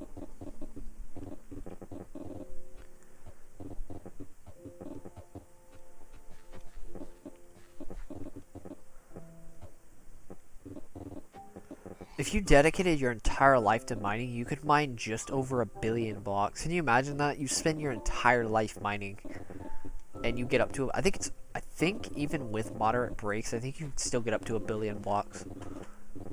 Which is pure insanity if you think about it.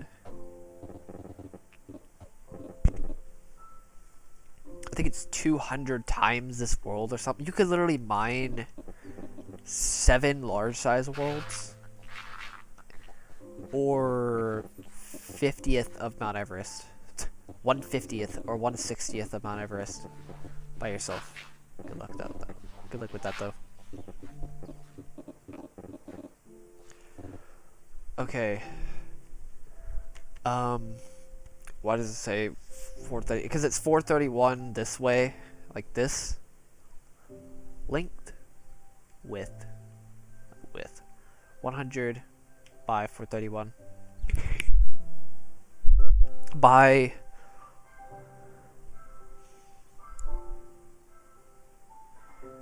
That's actually funny. 606,666,666.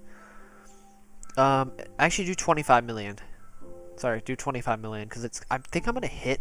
No, actually do 28 million. That's probably my estimation. By the end of the year, I think.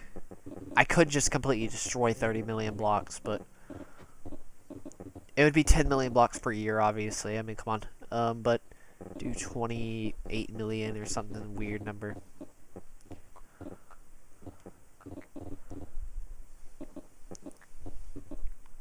To be fair, it took me 2 years to get 17 million. 4 years, I still wouldn't be done with 34 million. I'd still have another 14 million to go, even if I took another 2 years. Which means my first quarter was really slow. 8.3 million blocks per year. That's pretty insane.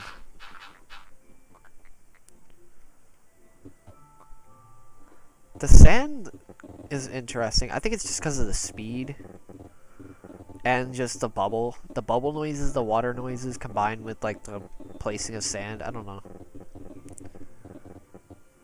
It is pretty relaxing, I'll be honest.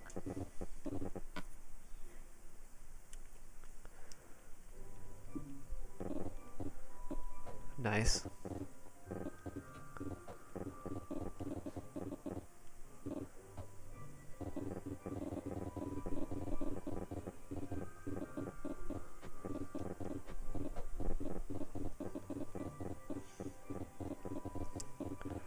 I think I mined diamonds with a stone pickaxe one time, like when I first started playing. I'm just gonna mention my obsession with mining. I literally, the first thing I did in a world, the first thing I did in a Minecraft world, I literally created like 15 pickaxes and tried to mine as much stuff as possible. It was 15 wooden pickaxes or something stupid like that. It was a ridiculous amount of wooden pickaxes, so I just started mining. It was on mobile as well. Yeah, it's crazy.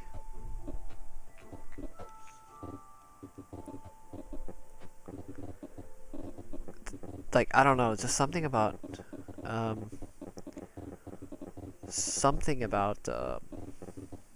mining.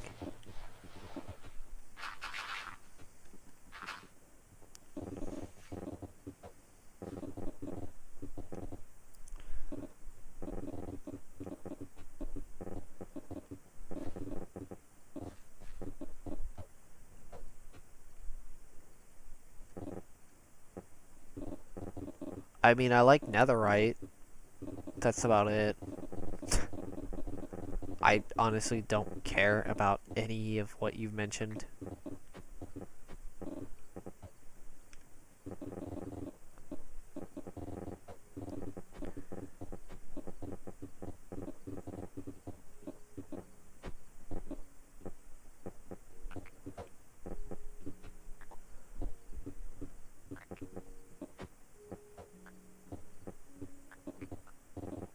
Okay, so the videos that are monetized are all the update videos. I'm pretty sure they're all. I think only the main ones are. So the 17 million, the 50%, the 20 million, the time lapse, and I think that's it. I don't get much from it. It's donations that are the big thing that I get for money. At least they used to be.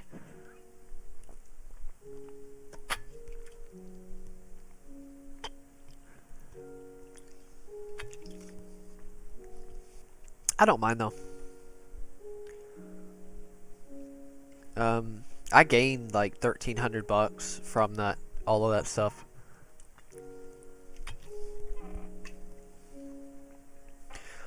From going from making literally nothing to making $1,300 consisting of donations and a little bit of Patreon. Not knowing I wasn't gonna make a single dime from this project is really saying something. So worth it. To be fair, I just kind of did this project, like it wasn't like it was Nice. Wait, what is that? Is that the Ender Master? Oh, okay, what's up, Ender Master?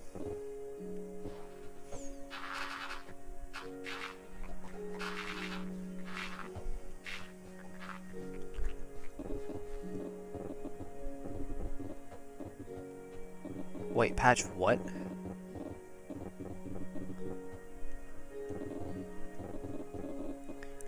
Wait, what are you patching? What are you talking about? Patching?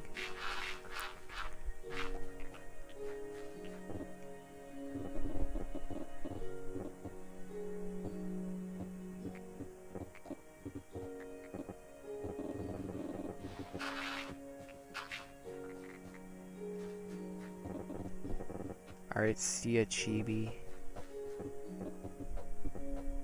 Or Chibai. I'm gonna just call you Chibai.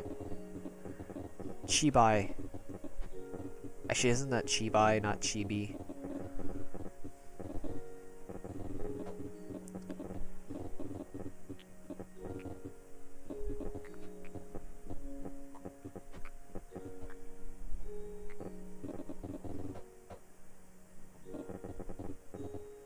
It's Chi, like Chi. You know, like that thing, that energy thing. And then it's Bi. B-I. You can turn off gravity for, wait, what? That wouldn't be very useful for me, but that would be interesting. I say cheapy as well, don't worry. I was just trying to make fun of it, honestly. Or not make fun of it, I just kind of thought about it.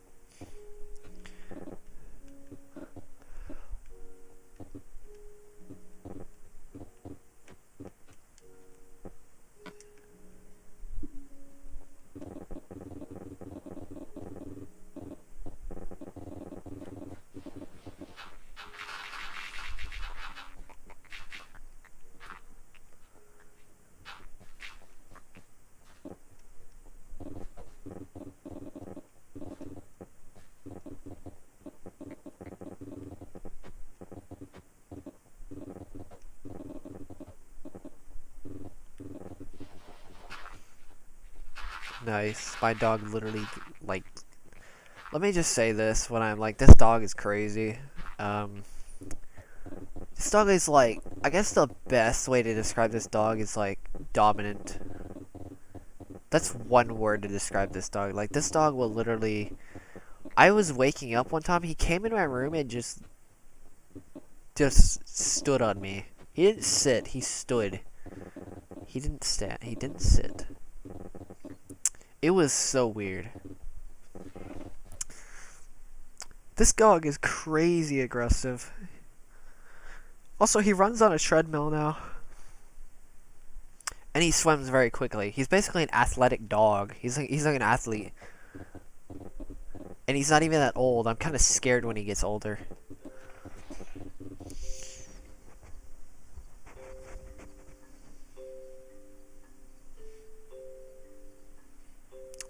I don't know why words have genders. It makes no sense.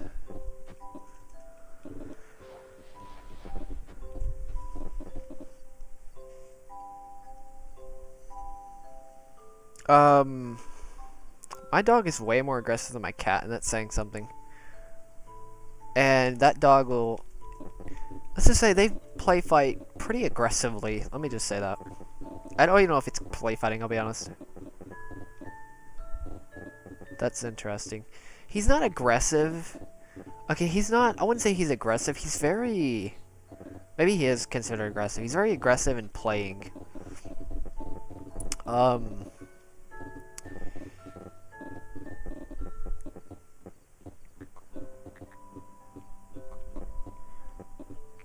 And he's just like, I don't even know how to explain it, I'll be honest. It's like, it's so weird.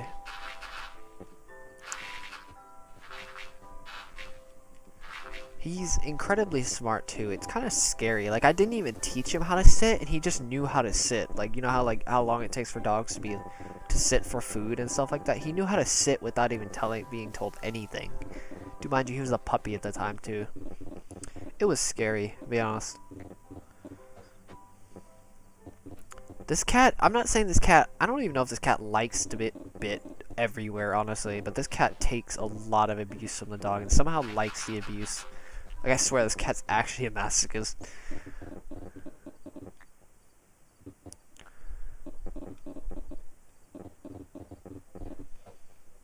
It's a silver lab.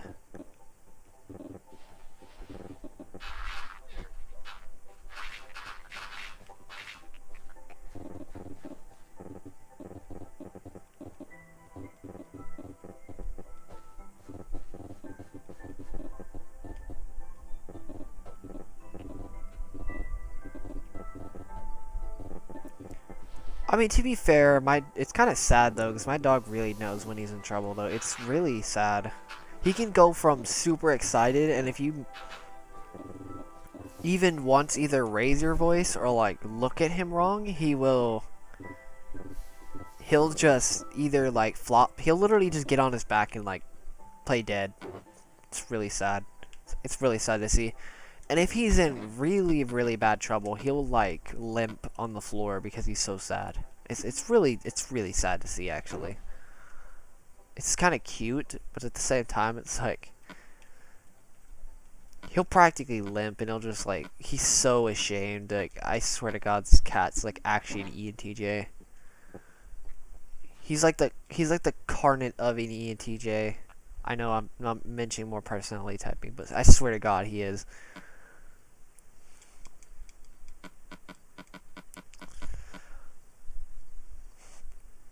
And when you have two dominant types like my cat and my dog, let me just say, their interactions are really interesting. I'm just gonna mention, if you look at this dog wrong, he'll just try to snap at you. It's like a very it's not true aggression, I would have to say, but it's pretty up there. If you just stare at him, it's kind of funny. What time is it? Let's check real fast. I'll be ending stream in an hour and a half, hour and something like that.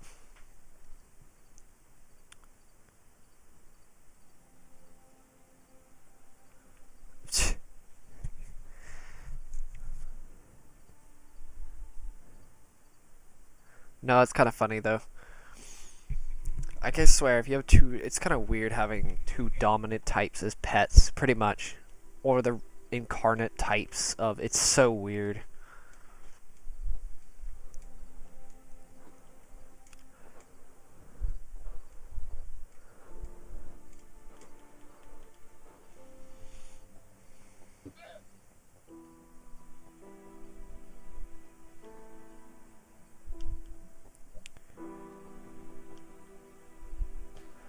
No, the funny thing is, my cat, like, he knows when he's in trouble. But it's really funny when you try to hit him. He makes this face like, why did you hit me? Why did you have to do that to me? You are a disgrace to me. I know there's like this weird adage where it's like cats are like very, don't really care too much about punishment as much. I mean, not all cats, do this, but there's the adage. This cat takes it to like the next level. Oh, well, let's just do this for now.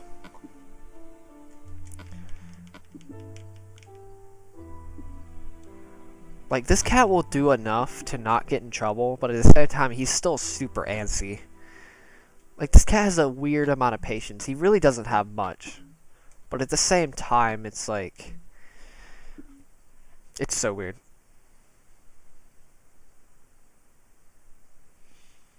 My cat will do that as well, actually, if you don't let him. He's very sneaky.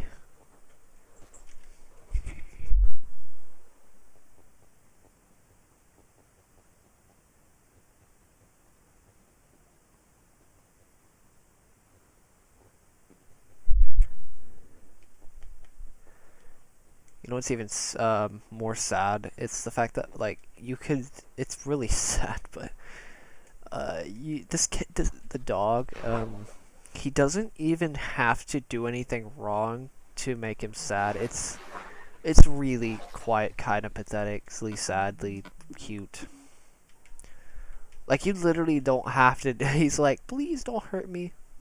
I didn't do anything wrong.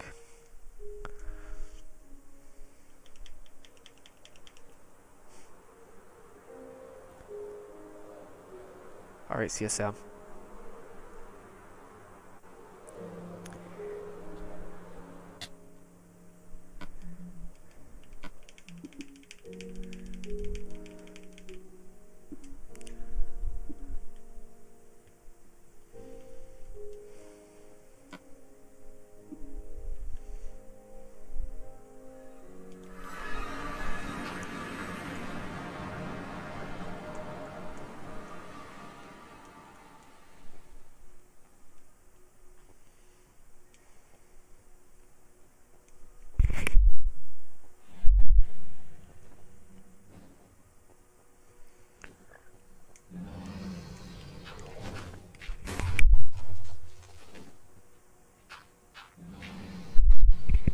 Also, I'm just gonna mention something. For some reason, I've never had this happen. And you know how many times I killed the Ender Dragon? Yeah, I did. I did that on purpose. I don't know why I did it like that, but I just did it. I've never had this happen. I've probably killed the Ender Dragon like 400 times at this point. I've never had him knock me off. Like, you know how like on the Java edition, where the dragon can literally just launch you off the entire island with no remorse and just kill you instantly. That almost happened. I don't know how it happened, but it's the first time that's ever happened to me in this game. I've killed the dragon so many times. It's never. It knocked me off the pillar I was just climbing. Not the pillar when I was on the pillar. It was the pillar next to the pillar. I hope you understood that.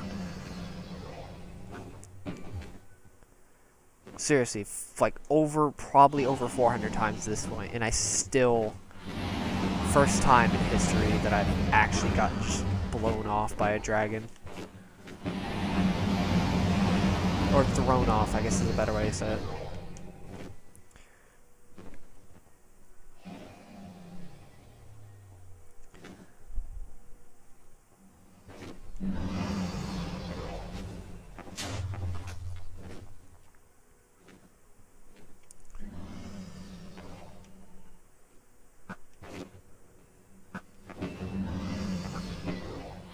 How did I miss that? Whatever.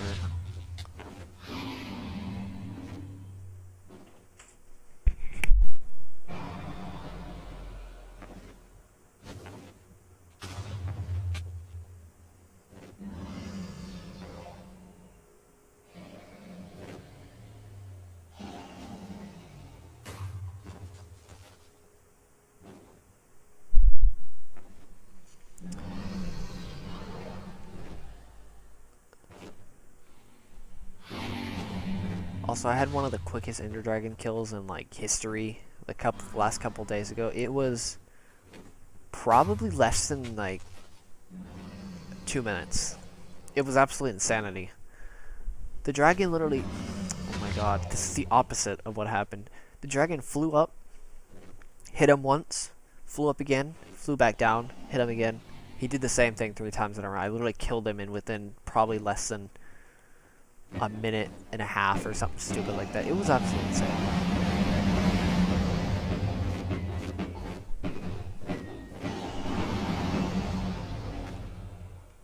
I mean, that makes sense, Ash.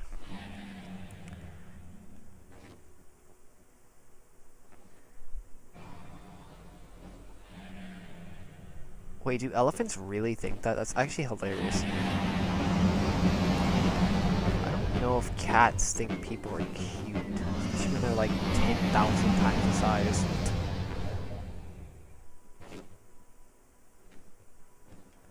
That's kind of interesting, though. Wow, the dragon comes back all at once. It happened. It took her 10 minutes. It felt like it, at least, to come back once, and then she just comes back all the time, like every single time I. Oh, whatever. I don't understand how that works.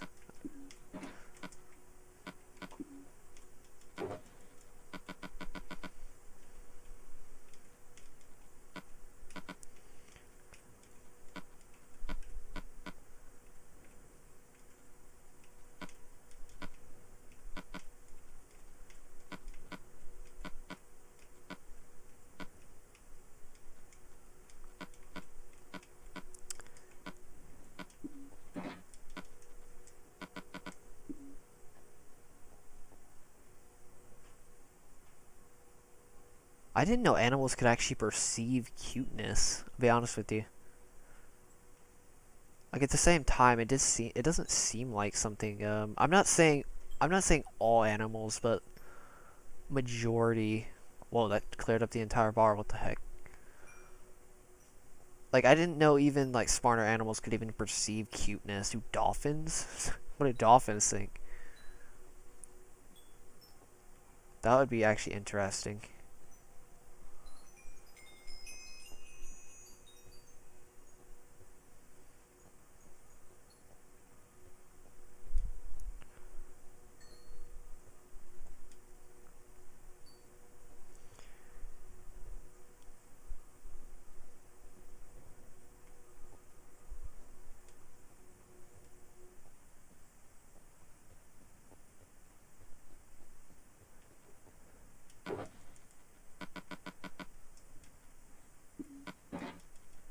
I think dolphins are actually one of my favorite animals. It's kind of interesting. They just seem very interesting in general.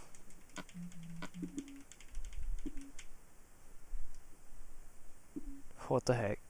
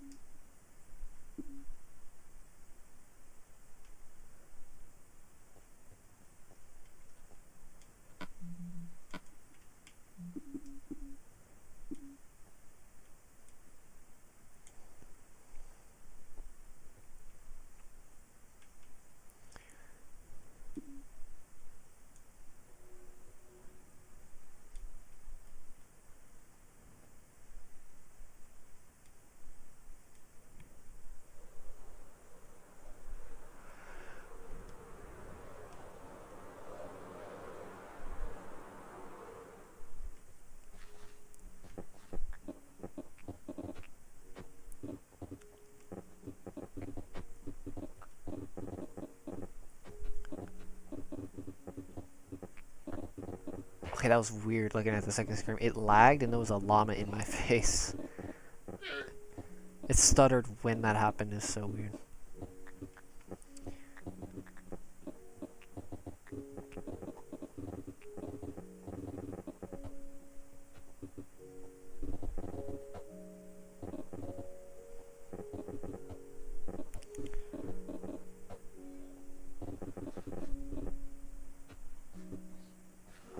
It's definitely interesting. To be fair, my cat honestly doesn't care that much about people.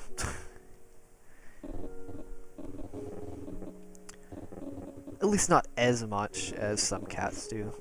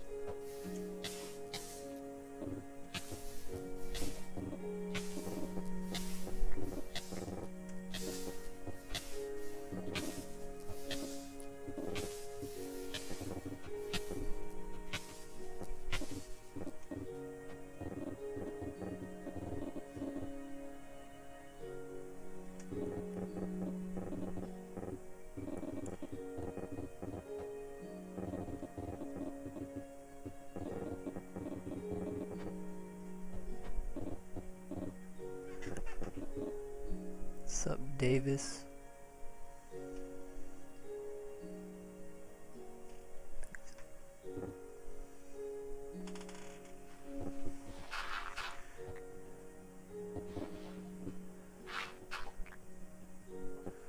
I was gonna say Dave, but it's actually Davis.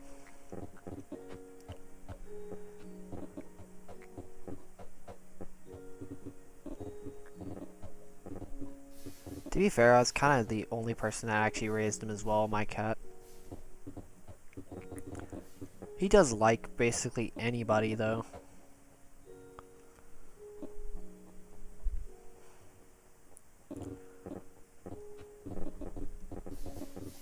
But to be fair, I can call him from literally anywhere and he will probably appear. Because I used to call him all the time because he was actually a stray cat, like in the wild cat.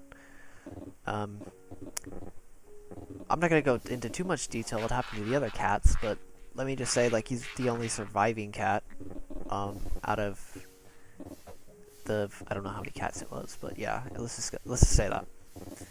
And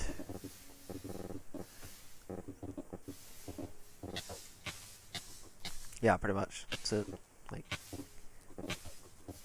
he's actually the only surviving cat. I have not tried completing. Actually, I have platinum, but I haven't gotten all the achievements. And I'm not going to university. If you're talking to me, I'm not too sure who you're talking to, actually. I shouldn't say much, actually. Pretty sure you know that I'm actually not going to,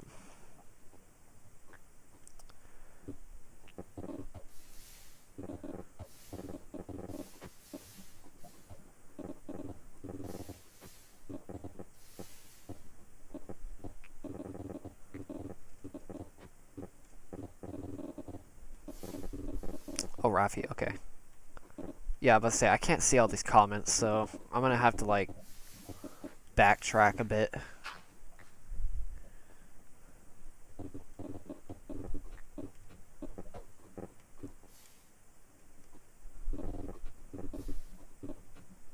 Yeah, exactly.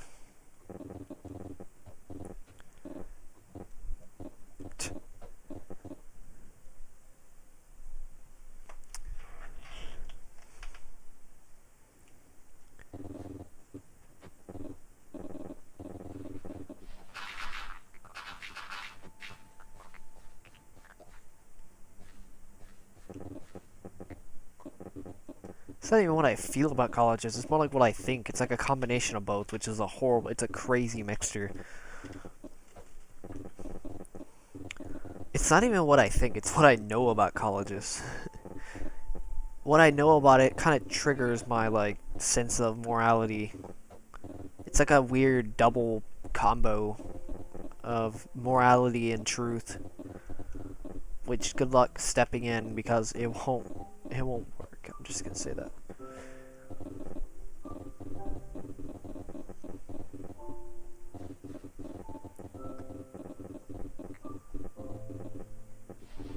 To be fair, I have meowed at a cat and it got, like, super angry. It was weird. Like, that cat wanted to, like, tear me to shreds, basically. I meowed one time to him. And he wanted to tear me to shreds.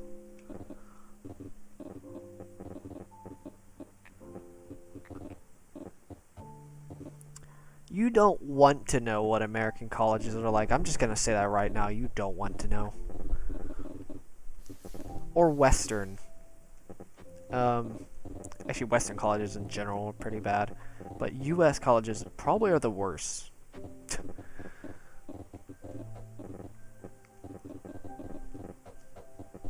Just saying, it's bad.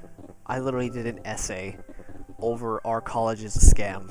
I didn't actually answer that question, but because it's very subjective, even though it kind of isn't in some cases. It shouldn't be so subjective. Let's just say it shouldn't be as subjective as it should be subjective. That question right there. It's almost more objective than it is subjective, which is really sad.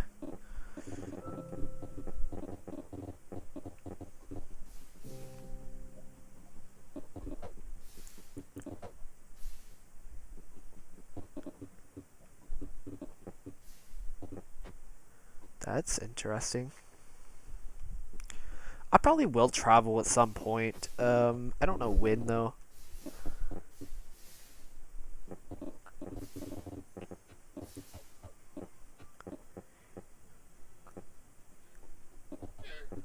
It's not the experience, it's what's shaping the experience and around the experience. It's everything that's in the details. It's about the details. I made a 5-page I probably could have made it like a 10-page research paper, just to be honest here. But 5-page research paper over college and how different things, aspects of it, just don't make any sense and are basically a scam. Or they're trying to. They don't. I mean, obviously, it's really sad that they're almost in a way trying to, even though they don't come off as it, because you know business. They don't come off as a trying to scam you, but in some way they do. Just like how I think the College Board got sued by SAT, or SAT, the College Board got sued because of SAT tests. I'm pretty sure it was that. I think it's SAT. I don't remember the story. I just remember that happening like a couple months ago, I think.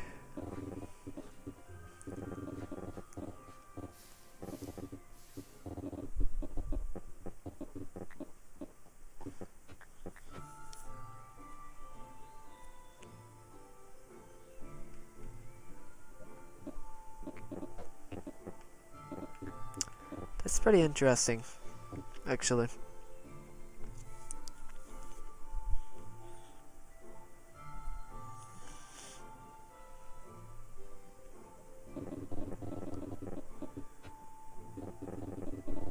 You know what I'd love to do? After I finish this project, I want to go to Minecon. That would be interesting. If I have merch or something like that. I want to see if one person would notice me. If I could just have one person notice me. Obviously, at that point, I'd have a face reveal and stuff like that, but if one person would notice me, that would be crazy to me.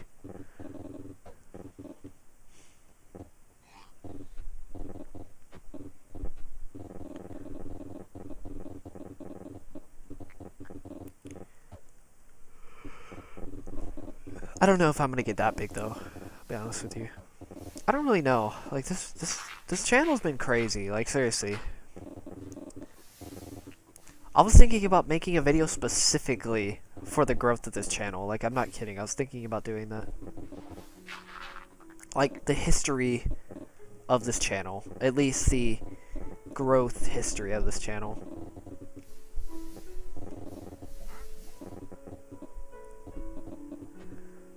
That would be interesting to go to. Do I have any more water? No, I do not. Give me a second. It's not even water, actually. It's carbonated water. Let me look.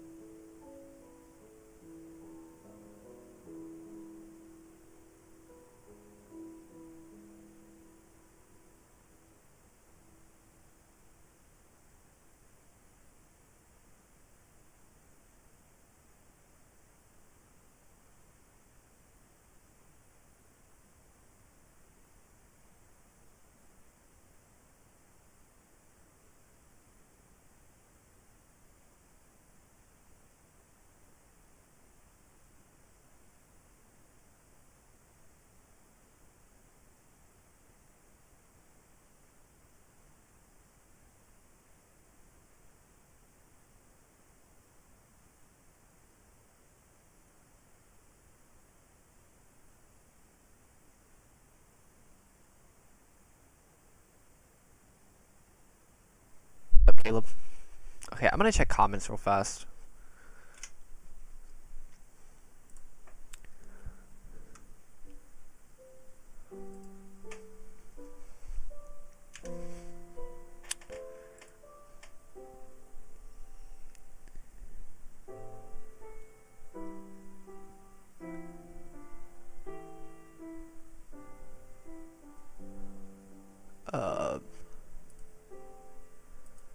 Maybe not. Okay, wait. Who said, Okay, so give me a second. Who said how many blocks? Is it how many blocks I've mined? Is that what somebody asked earlier? I'm not too sure, but because if it is, it's 25 million or something like that.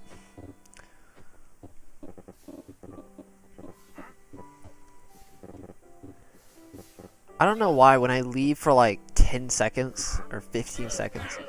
Also, I may have to take a break eating in like 30 minutes, so I'm just gonna mention that. But don't worry, I eat quick, so don't worry about that. Like, I can eat a sandwich. Like, you know how Scenic makes a sandwich and eats it in like 30 minutes? Nah, I'll eat it in like 15. Oh, your statistics, so good boy. I can't really show that because it's PS4 and it's the Legacy Edition, so like console doesn't have stats.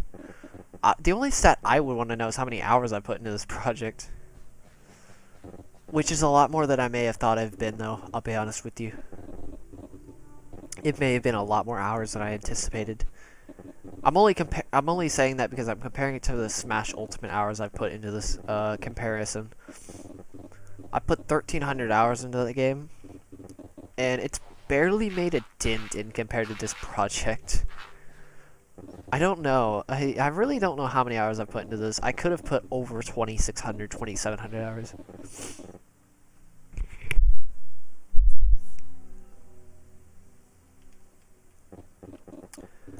So, if you're wondering how many pickaxes I've used, I've probably used over 39, 37, 39, I don't know, like 3,700 pickaxes.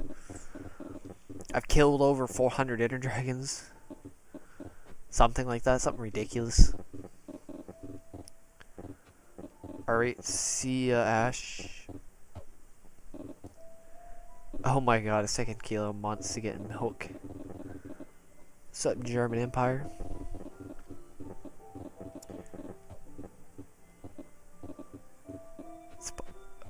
Oh, never mind, I was getting confused. Oh, thank you, Caleb. I did see your comment, though. I don't know if you heard my voice or not when I was talking, but when I welcomed you, but yeah, I guess. Do mind you, I'm not eating a sandwich, though. I'm like eating some kind of ramen. when I was making that joke about Scenic making 30 minutes to eat.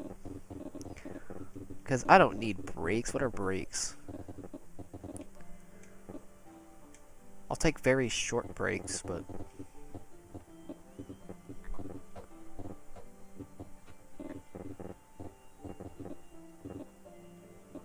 yeah, I was confused as well. German Empire.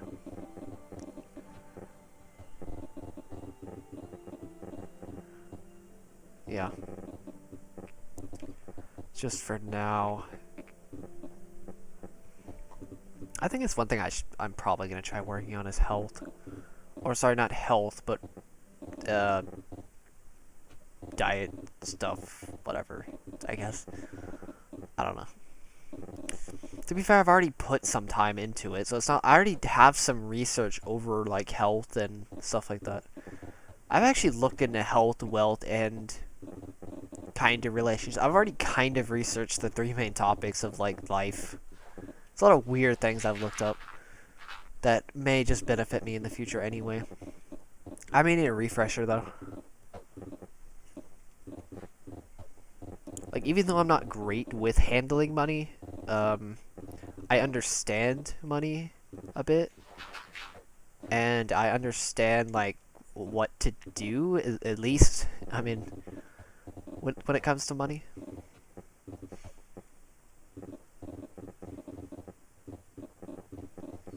History. I don't know, I've never been interested. I don't know what it is about history. I just don't find much use in history personally. Like, if you have some use, like, if you're good with history, you may actually find it useful in practical situations, but since I don't really find it very practical, I decided just to veer away from it.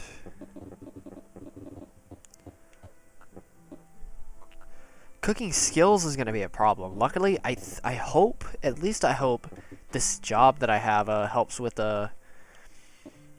with handling the tools for cooking. I know that sounds weird, that if you heard what my job was, but if I can increase my mechanical prowess, that technically is like, I mean, obviously I know cooking isn't entirely like, but don't get me wrong, cooking in itself is pretty skill based in terms of stuff like using different tools and stuff like that. I don't even know how good I am at cooking. I never actually like truly cooked. At least not in terms of like big items. I mean, it would be really hard for me to cook because if you think about it, I can't critique my own food that well because of SI Demon, and I can't really like say what's good or what's not. Let's just go with that. What's good or what's not. That's gonna be the hardest problem for me. Because I don't really have any like form of taste buds, honestly. I mean, I do, but if they're practically non-existent, I could probably eat like dirt.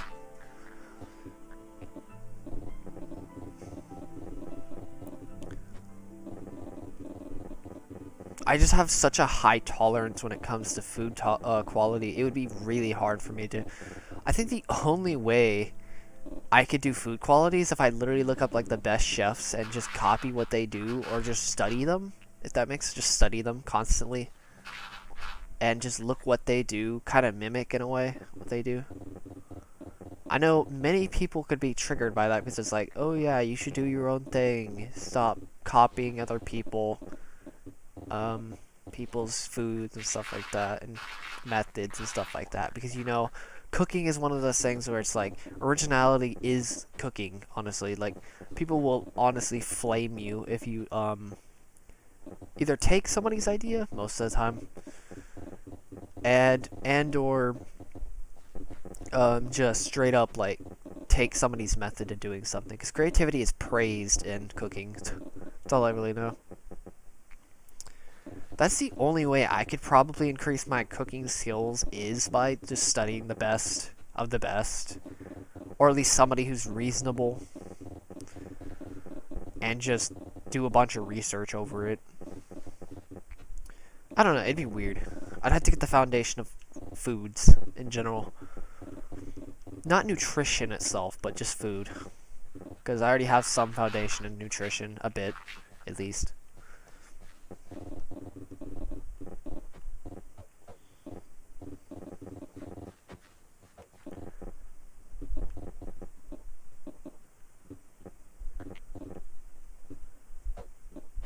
That's kind of funny, actually. That's the only way I can do it. I mean, I can't just cook something and expect it to be good because I have no idea what good cooking actually is, to be honest with you. Like, personally, I can taste good food. Don't get me wrong, I can taste good food, but I can't really, like, perceive what the normality of food is, if that makes sense. I don't really know how to really explain it.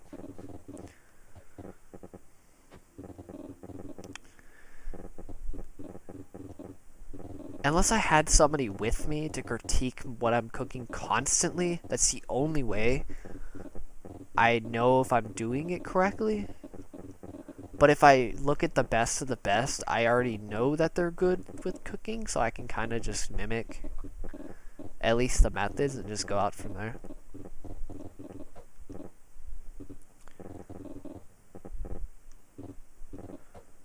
It's kind of interesting. I've had cinnamon roll cake before. That was interesting. Incredibly sweet. I just don't have any basis in food that much. Like, I know going simple is always better than going... it's literally simplifying stuff. How to get good at cooking is pretty much simplifying what there is out there. It's utilizing flavors and making them simple as possible. That's really about it. I mean...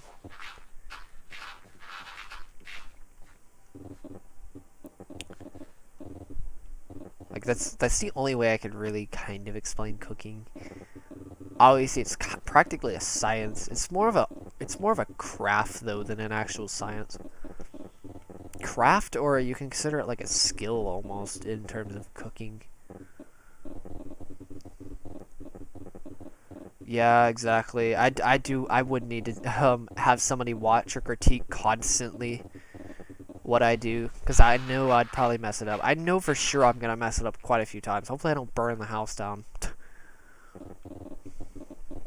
I mean, to be fair, since I can't multitask, I'm basically forced to just watch what I'm doing. I hope it's foods that don't take a long time, because that would be annoying, that would be really annoying if I had to watch something for like 15 minutes, because I would forget in 15 minutes that I was cooking something, if that makes sense. Which is annoying for me. It's like I can't just do something else for 15 minutes and just remember that I was cooking unless I was in the room. It's like, yeah, that's kind of frustrating actually. I know. No more Minecraft streams. Rip. Well, maybe. There's a way to make it work. It would just be very difficult. Give it like some time and I can get a new PS4 and somehow get internet and somehow get electricity. Because I actually technically still have this world, even if my PS4 completely got destroyed, because I have it's like cloud storage. It's a PS online storage. I have an online copy, so it's like even if I can log into my account, I can get this world back. Just gonna point that out. Okay, I am not doing cooking streams. I would literally die.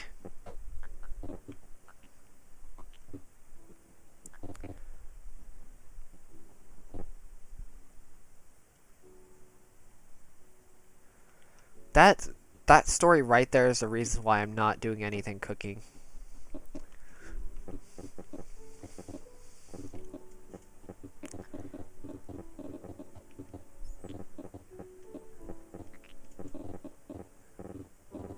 Until I get good at cooking, I'm not doing anything remotely complicated whatsoever. I'm gonna do the simplest foods probably ever, honestly. Something super simple. Like rice, even though rice is actually good for you, and I'm probably going to mainly use rice in a lot of things. Rice, potatoes, the healthier carbs, I guess, even though rice is subjective. Simple veggies, stuff like that, you know, proteins like eggs, maybe some meats. I don't know how expensive meats are. Chicken, probably. I don't know. Something like that. Simple stuff like chicken and rice by itself is pretty amazing if you think about it as a food, as a dish, because it's so simple yet so nice as well. Yeah, exactly. Like, I literally do not care about quality. It's kind of funny though, because pretty much my entire family is about cooking.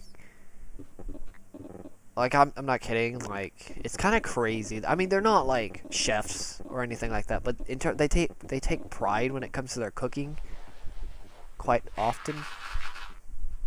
But yeah, I literally do not care. It's so weird. I'm like the complete well, I mean, I kind of am the complete opposite, but I'm practically the complete opposite when it comes to stuff like that. Like, I literally do not care.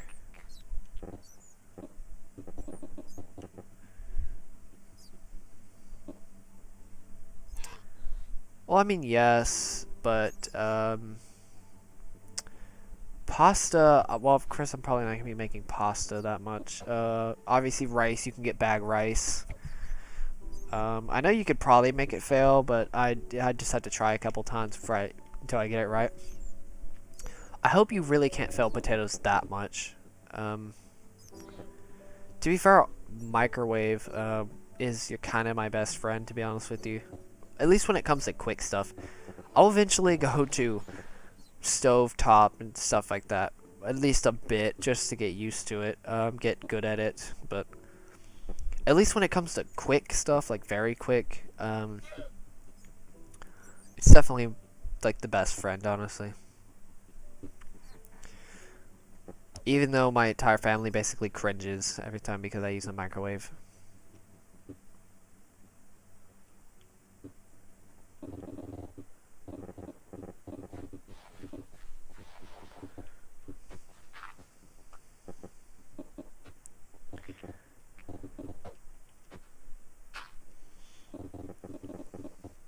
So I think I'm gonna eat in a couple minutes, but don't worry, it shouldn't take me that long. I can eat very quickly. The only thing you're good at is making tea. I know my friend makes tea quite a bit. He loves tea. He's very he's really delved down into cooking quite a bit. He's tried so many diet plans at this point. It's kind of funny.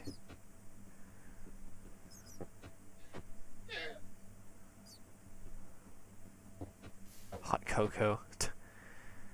God.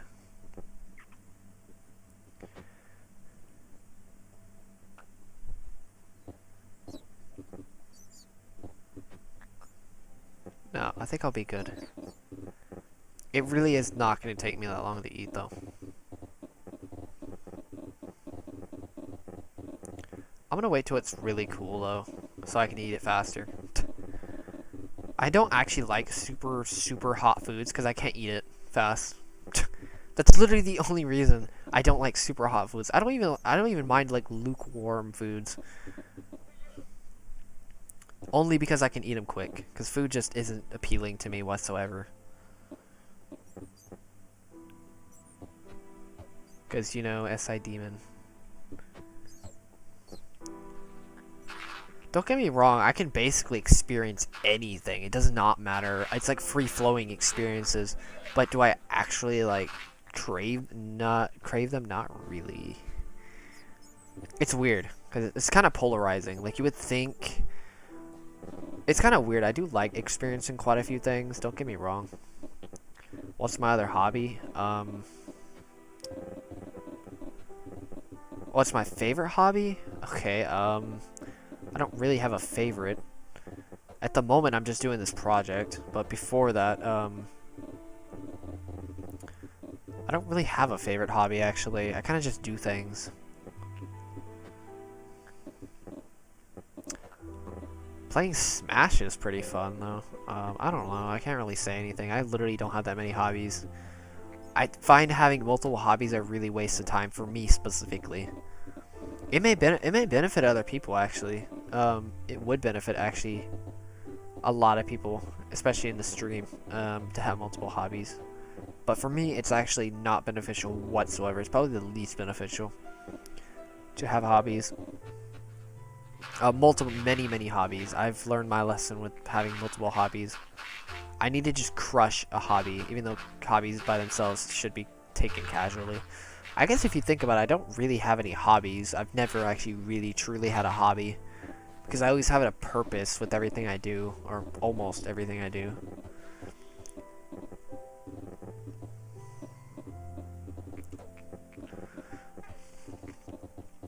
I think the only time I truly had a game where like I just really just genuinely enjoyed it was Beat Saber. I don't really play Beat Saber that much at the moment, though. What's up, Sam? Yeah.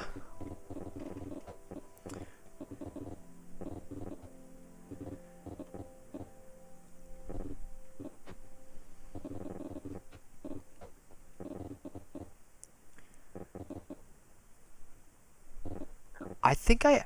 Wait a minute, have I? I'm trying to think if I've actually been accused. I know there were some I'm talking like very few times where I actually intentionally forgot something. Or sorry, not intentionally, but people may think I forget something, but I actually didn't forget it. I've done that very few times. I'm not doing that again, though.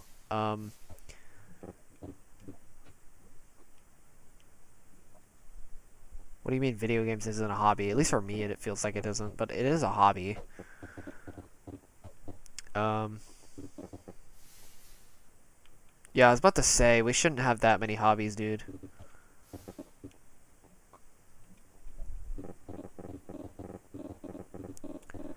Okay, so...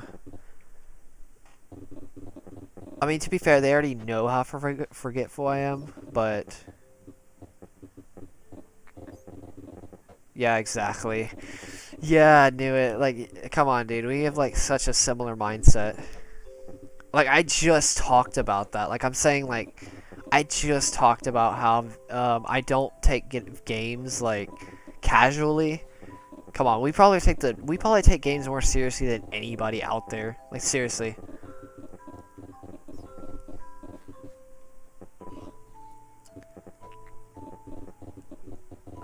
That's a good hobby, especially for your type specifically. But yeah.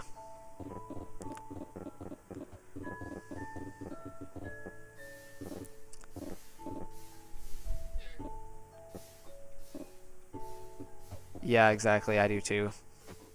It's a weird way too. It's really funny though, because everybody else that I know does not take games pretty much at all seriously. And it's really funny because I actually have to hide. I literally hide that weird part about not being serious. Like, if I didn't hide that, that would be like... I actually kind of... I'm going to discuss that in a minute, but if I remember. Hopefully, please remind me. So about the accusing being of lying, I think that's happened a couple times, which is really frustrating. That happened one big time when I was like late to work and I was hanging out with my friend. I had no clue I had work, and then like they assumed that I was doing something else, even though I actually did forget. That has happened once. It was really frustrating. But besides that, I really haven't been accused of lying.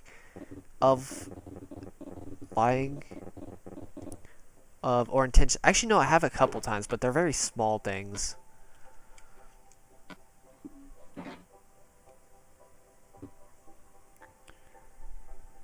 Wait, who said that? Who said they hide a lot of things? I really hate that I can't see this comment because somebody made a giant comment right underneath. Oh, you mean hide? Okay, so I've actually hid some things as well. Don't worry, I think it's SE Inferior, dude. It has to do with SE Inferior, dude. We're very insecure about how we come off, so if, like, we try to act as, like, perfect as possible around other people. So we tend to hide things that even though, we know that we do anyway. Which is interesting, to think about. Because we don't want to lose our, like... It's a facade, pretty much. It's really sad, but... Oh, you said it had a lot of things. Okay, yeah.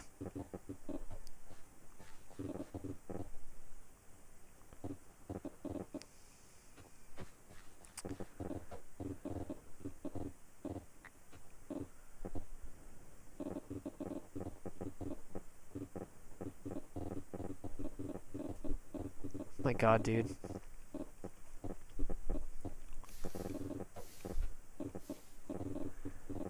I wouldn't say I had a lot of things. I would definitely recommend trying to be a bit more transparent, though. Because it can bite you. It will probably bite you at some point. It probably has bitten you probably a couple times. I'm guessing, right? I know there's some times where I, like, overthink my skills. Like, I watch somebody play something, and I'm like, oh my god, dude, why are you playing so slow? That bit me. That's bitten me many times. Trust me, don't do it. Don't let that SE Inferior, like, overcompensation, don't let it just consume you.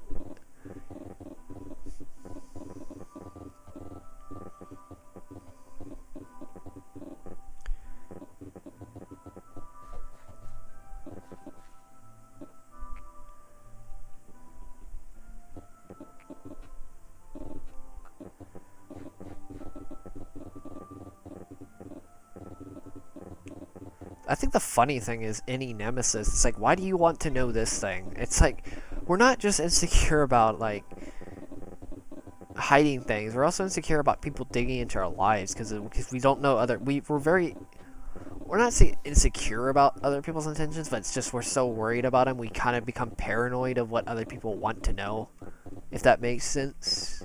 I don't know if that's ever happened to you, but that is a thing I've noticed I do. It's like, why do you want to know that thing? Why do you want this knowledge out of me? Why are you trying to do this to me? What's up, Hamza? I think it's Hamza. Yeah. It sucks. Don't do it. Just play what you know, and if you kind of know you suck at it, just admit that you suck at it. It's like, why do you want to know that?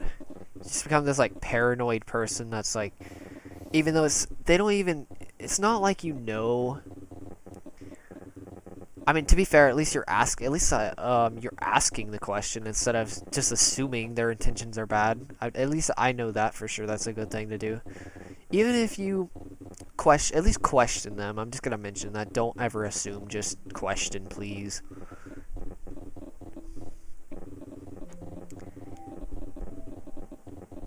It's better for you, at least. I mean, even if their intentions are good, it's like, how do we know that? We're gonna question it anyway. Yeah, exactly. That's exactly how I feel sometimes. When that happens. Why do you think I'm so uncomfortable when it comes to people asking questions on stream sometimes? I mean, it's not that bad, obviously, on stream, but in real life it's different. But still, it's kind of similar. I kind of feel I feel the exact same way, actually, when it comes to those intentions. Or whenever I don't share a piece of information, they're like, why don't you share this? Like, I don't know. I don't want you to know that, and then they just shame you for it. It's like, you kidding me? It's like, why do you need to know that? It's like, oh, just because. It's like, why do you want just a piece of information? That's sketchy. A lot of the things we think about when it comes to people's intentions are sketchy. Ask somebody, tell somebody, why do you need to know this information? And they say, I don't know. Here's the thing. I don't tell anybody because most likely they're an SI user and they will remember. But if I know they're an SE user, I will tell them because they'll forget. If that's pretty smart, trust me, do it. Like, people tell me secrets, I will forget them. I literally tell them straight up, tell me a secret, I will forget it. It just vanishes from my mind. But here's the thing, just don't.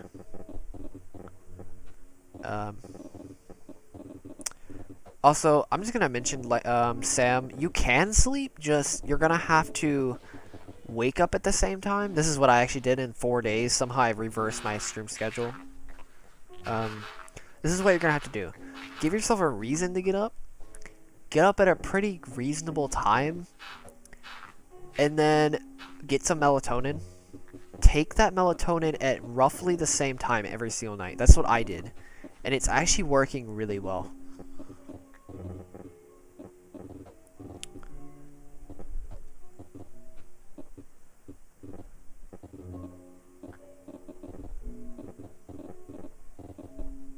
So if you want to, that's your little gateway to, don't let your child function consume you. Just saying. Because that's what happens. That's why we don't sleep. It's because of our stupid child functions. It's like, I want to feel good, and I want to think, I know that I want to stay up, or I know that I want to feel good by staying up, or something like that. You get the idea, though. I don't actually know what your cognitive looping is when it comes to making decisions like that, but that's pretty much the basis of it. It's so annoying. That's why I don't tell people secrets, because they will remember it. Trust me, and they will use it. They will say something later. I don't care how trusting that person is. Unless they forget it, they will say it. Trust me when I tell you that. And some of them jokingly say it, even though it's something that may possibly be personal.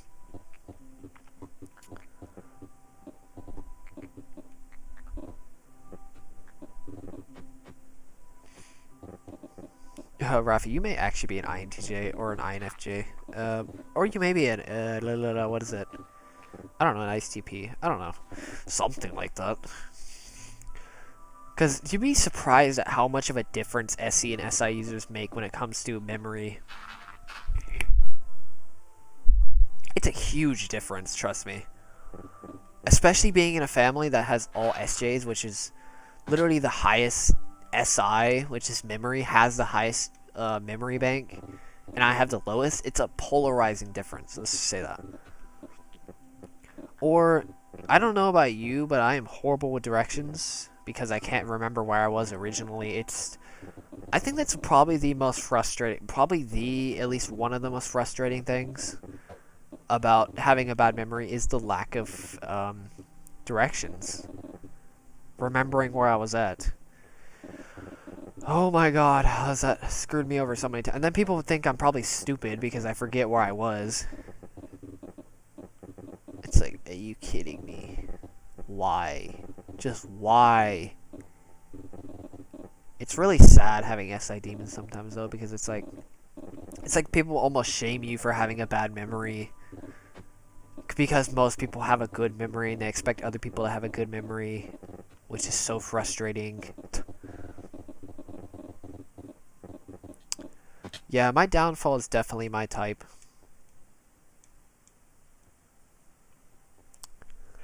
Oh, thank you, KDK. I'll just go with that. How do I organize it? Through chests. I just use chests. And optimize inventory. This took forever to optimize, trust me. It still isn't perfect, but it's pretty close.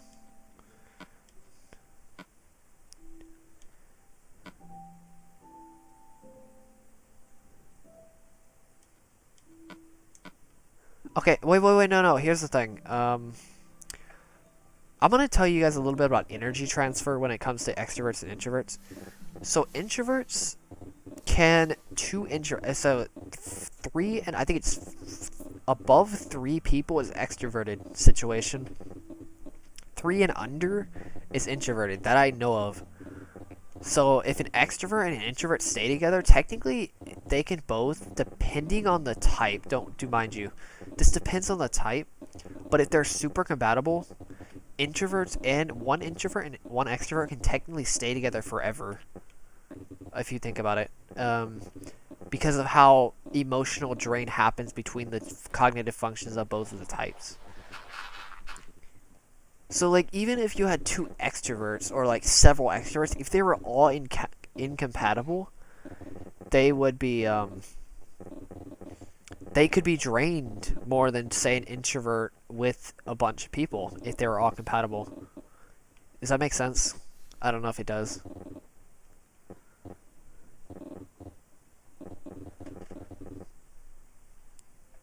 What's up, Landon? It's going pretty well. Oh yeah, it's really confusing. So like, if you ever go to a group of friends, if you're an introvert, pick people that are compatible with you, and you better know their type if you try this. Or at least people who have high emotional compatibility with you, pick those people, because if you have people with lower emotional compatibility, it's just draining. Because if you're an FE user, you try to absorb the FI of if you was a low FI user, you try to absorb the FI of the FE, and then since it's so low, it's negative, and it just drains you. It's even worse introvert with introvert.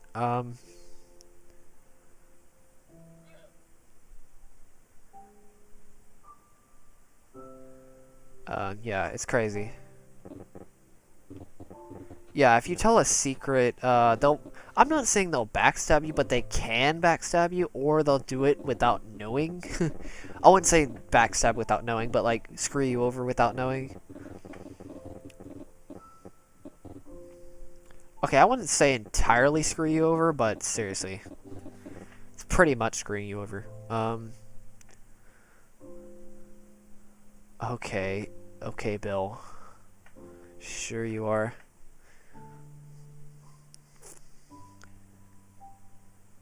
Except geese. Okay, I'm gonna eat real fast. Give me a second. This shouldn't take long. Like, trust me.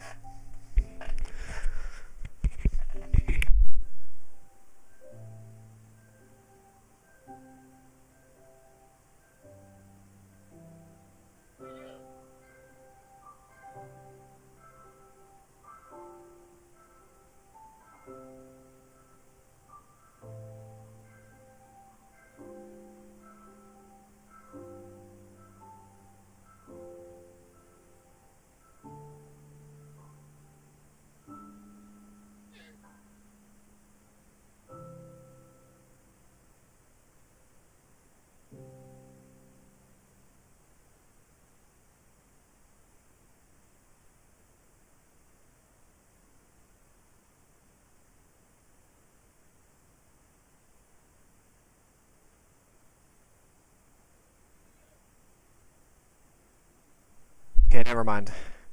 It's pretty hot right now, so never mind. Scratch that.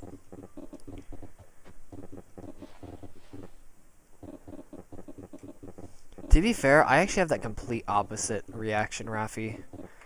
I have a feeling a lot of people actually don't like me that much. On the surface, at least. But on the I'm probably just gonna eat after the stream. I was gonna mention that. On the surface, but when you get to actually know me, I could be pretty good. Maybe. It's really depending on my first impression. Not a first impression of you, but how I come off as my first impression. Because I can come off very cold to sometimes. It's more like a chill cold, not really like an actual, like, scary type of cold. I mean, it can be in some cases. Or creepy in some other cases. Because SCMVR can come off as pretty creepy.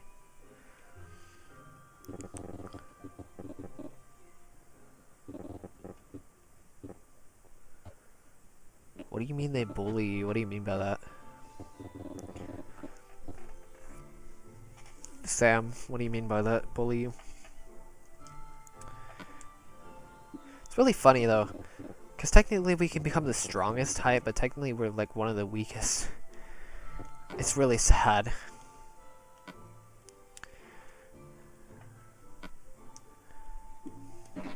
And then we think we're like pathetic. And then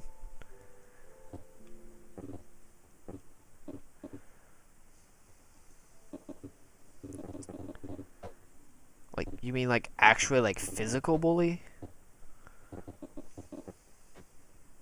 Oh, never mind. You mean like, okay. Okay, that makes sense. I mean, to a degree, that makes sense. I give them this, like, if somebody tries to, like, bully me, like it was in high school, I give them this, like, this weird face, like, what the heck are you doing? Why, what are you trying to do? Like, what do you mean by any of this? Like, it's just... Okay, here's the thing about verbal insults. Unless they hit directly to your own, like, psyche, like, you know, they're literally just insults. They're blank words. They're just get you. All they do is try to get you to react to something. That's all it is. I mean, unless it's like a pure physical bully, like if it's something that's like something you literally can't control, I think verbal is the only one you really can have good control over. Then yeah, that's the only time. You've been mentally bullied. What do you mean by mentally bullied?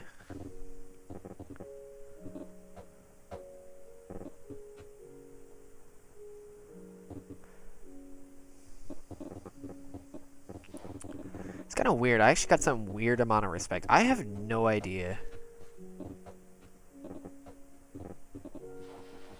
how,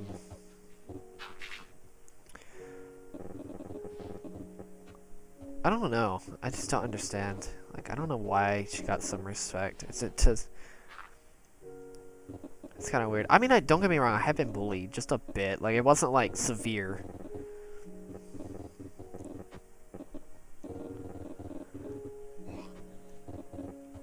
Luckily, I'm glad that like our functions develop in a way where like at least junior, I mean, to be fair, the super ego does develop in some time, so depression happens because of the super ego developing. But besides that, high school, at least high school, technically bullying for in junior high would be worse than high school because of how development works in people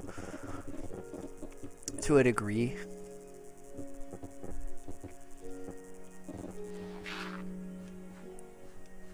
Interesting. Like, it wasn't that bad. I mean, okay, I'm just gonna mention my school is pretty small, though.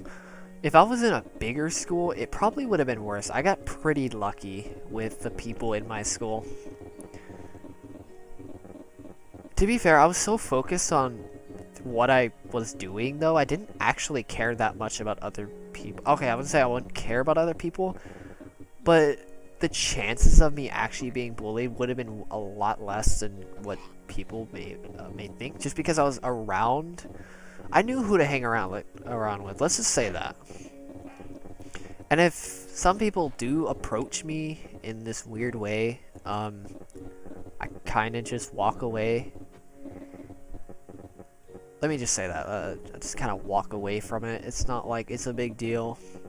Don't get me wrong, it still hits me. I just forget about it. It's literally, that's a good thing though, is since we have SI Demon, we can kind of forget. I mean, unless it's like that traumatic, then probably not. But we can forget it unless it hits directly into our insecurity. Then that may be a different story. But if it doesn't, then we will most likely forget it, which is a good thing.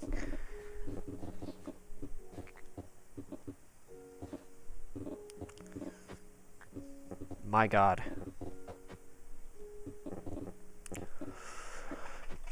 Middle school was definitely worse when it comes to stuff like bullying, trust me. High school was like tame for me. Junior high, freshman year wasn't bad.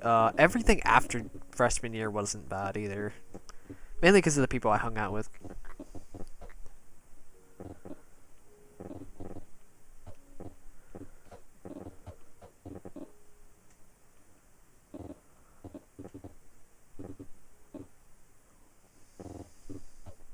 That's actually pretty weird.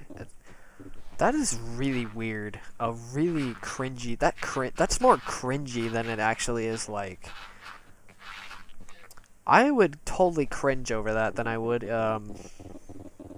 actually feel anything for that. I'll be honest. Dude, it's like that's too cringe for me. I'll be honest. Like there are some points where it's like actual bullying, at least for me personally, this is how I would take it, but my God, dude.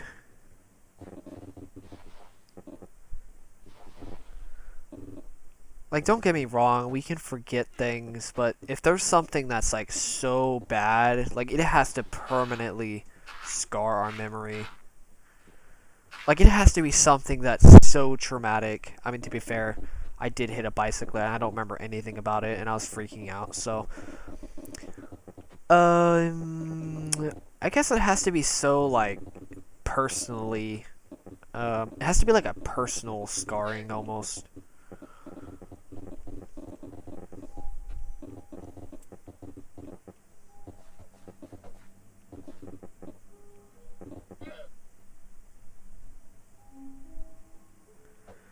No, I know, but that's honestly just my impression of how you were saying it. Don't get me wrong, like, that attention would hit SE Inferior, like, so hard, because it's, like, all that attention on me. Because that's one thing we hate, is attention on ourselves, I guess. That's still probably one of our bigger fears, is attention.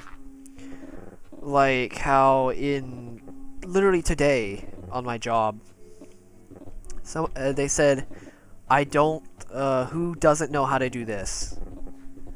They said it specifically like that. They didn't say who does know how to, it's who doesn't know. I didn't raise my hand. I actually didn't know how to do it, and I still didn't raise my hand. Because I was so afraid of the attention.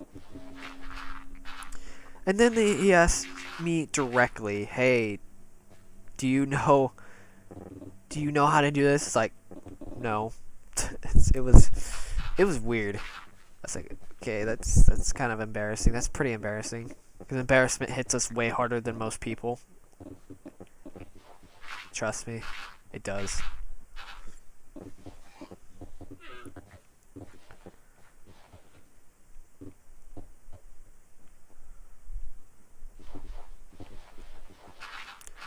What is with that insult? Like, I don't understand. I've heard that insult before. It's like, I will set you on fire. That's pretty insane.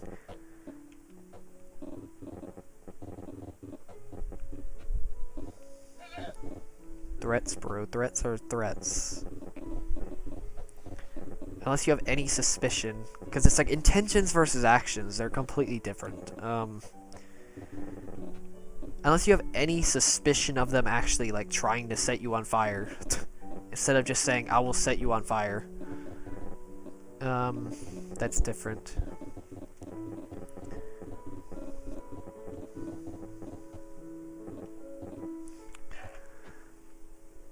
What's up, Doctor? What does that say? I'll just go with Bazzy.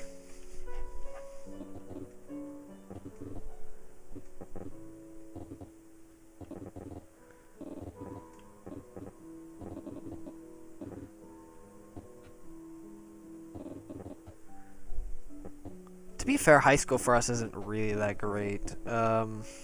We practically don't exist in school. SC Inferior doesn't exist in school.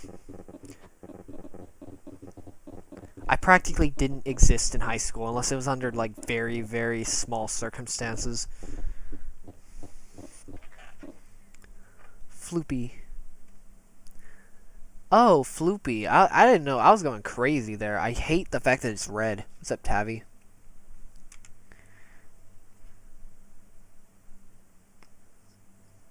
She called your sister. Okay.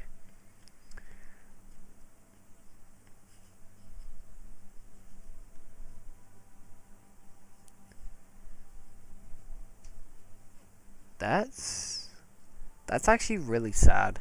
It's a really sad situation.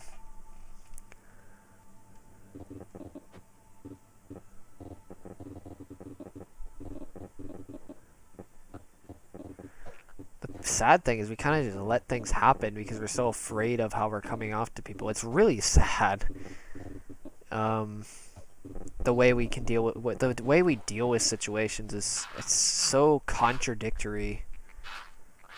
It's so weird.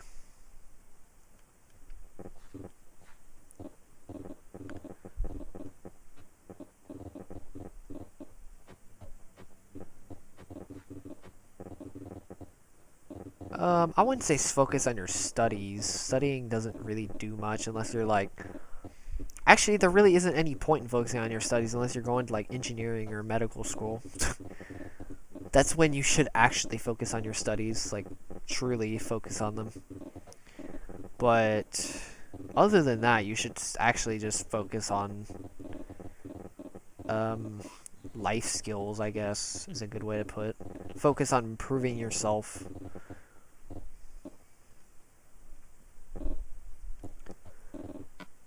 I actually probably do need to put some of the stuff away soon. Almost. We're getting close, so.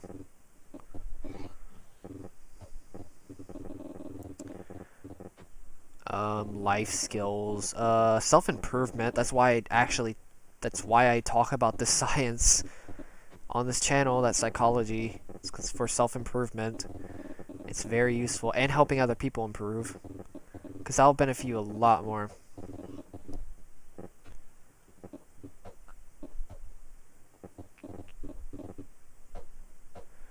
Okay, I mean, to a degree it's important to study, but honestly, college is college.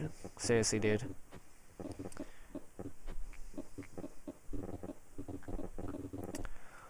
What's up? What does it say? Wait, is that, liking me? Yeah, it is.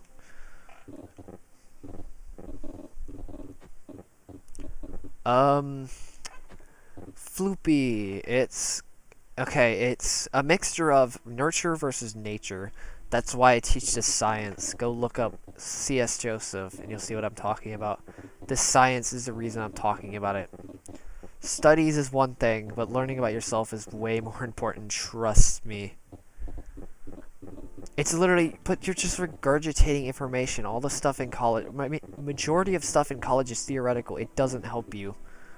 You may change your major, but if you want to actually figure out what your major could be, go look at the science. Even though college is just one giant piece of paper. Trust me when I tell you I've done plenty of research in college.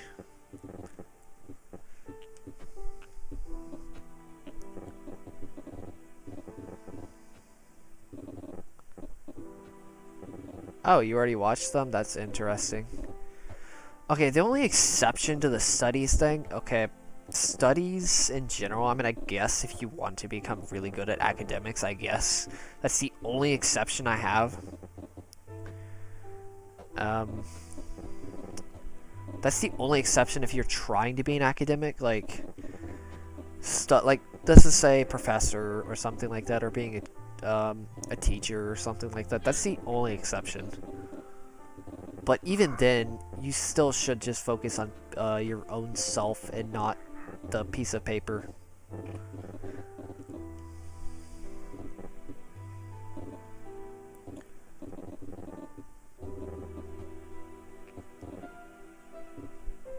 Almost Code Red, guys. It's close. I've been keeping track, surprisingly. I think my multitasking abilities are actually getting better.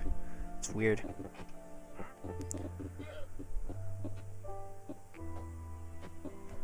Alright, that's one layer done. We'll sort of... Oh yeah, I've beaten the Ender Dragon like a couple hundred times. Alright, what time is it?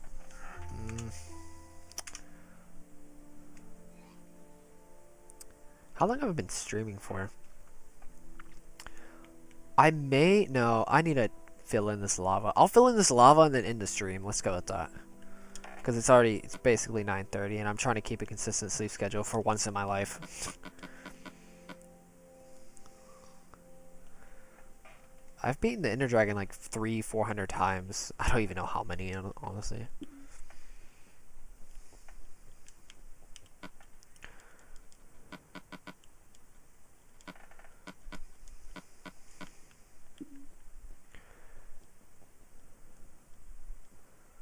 Also, I was gonna mention, you said study, focus on studying, to change careers, possibly change careers. Honestly, I would just focus on the careers themselves before you make a decision on actually going to that certain career. What's up, Fomus?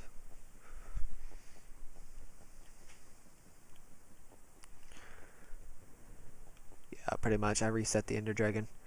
That's what I've been doing. I could tell probably most people.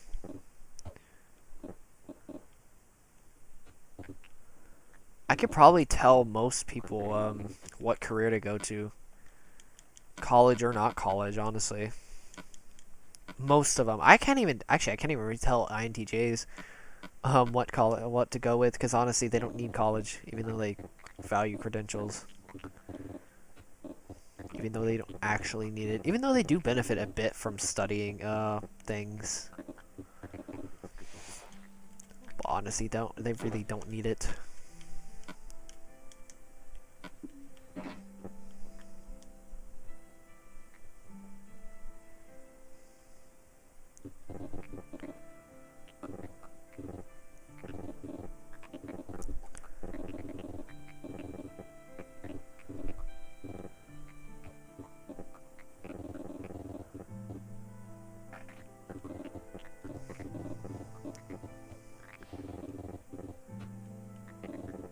Nice. Floopy, good luck. I am a bot.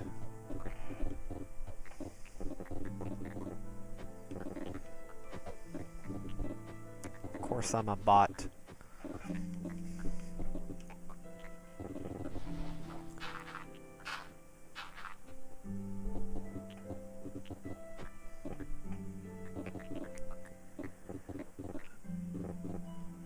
Okay, yeah, no, I'm not gonna use all that gold to make pickaxes.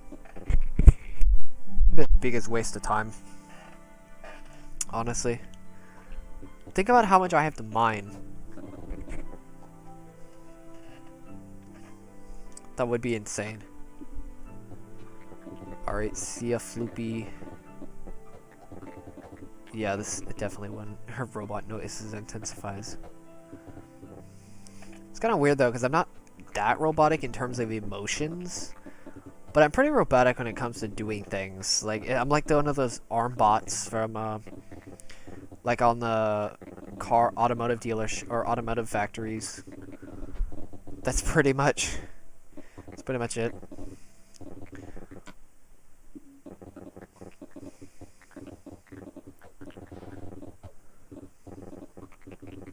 That's the best way to do it.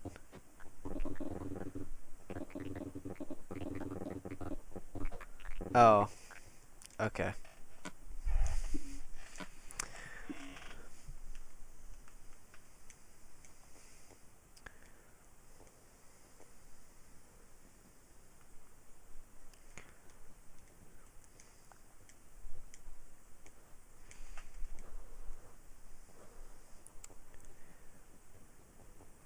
Five layers left, guys. I could probably finish it tomorrow. Yeah, I may stream it like 7 in the morning. Kind of insane to think about, but I'm gonna do it, to be honest.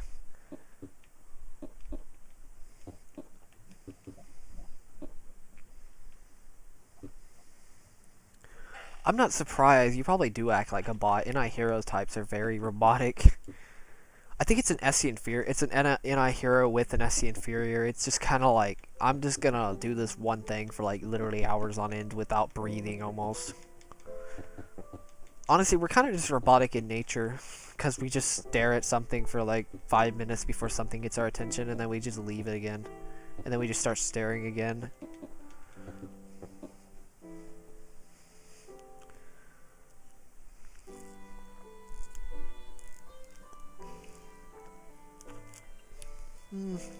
Doesn't seem like a good method.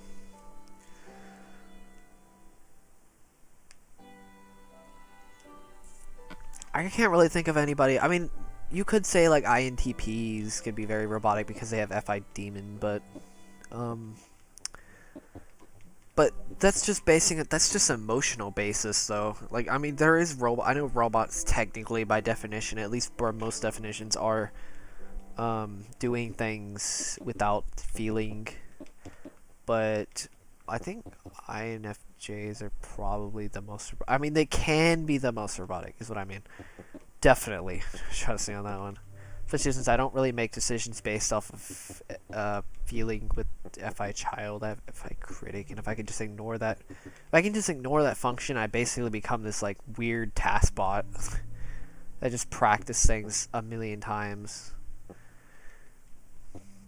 If you can get over fear, get over the critic, get over stuff like that, you could basically just become a robot. It's so weird. Trust me, do become a robot. It benefits you a lot. Don't let any form of insecurity, if SC inferior, just hold you down because you benefit. That practice that you're doing when you become a robot helps a lot, because we naturally, I know most people try so hard to become a deliberate practice. We do that literally naturally. Like, that's our natural instinct, is deliberate practice. As long as we don't get insecure, that is. Now, if we get insecure, that's a different story, but god dang it. Just become a robot. It'll benefit you. Trust me.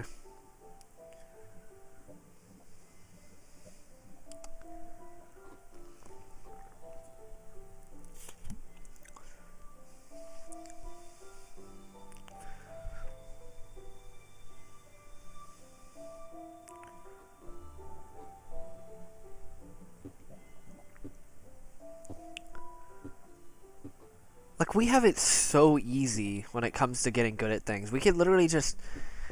We don't even have to... I mean, we have to put effort into not getting consumed by our fear, but we have it so easy when it comes to getting good at things. It's just like we don't have to worry about waiting years and years of getting good at something. We can literally just get good at it just to get good at it. I mean, it's so funny. But it does come at a price. That performance anxiety can literally just eat you alive.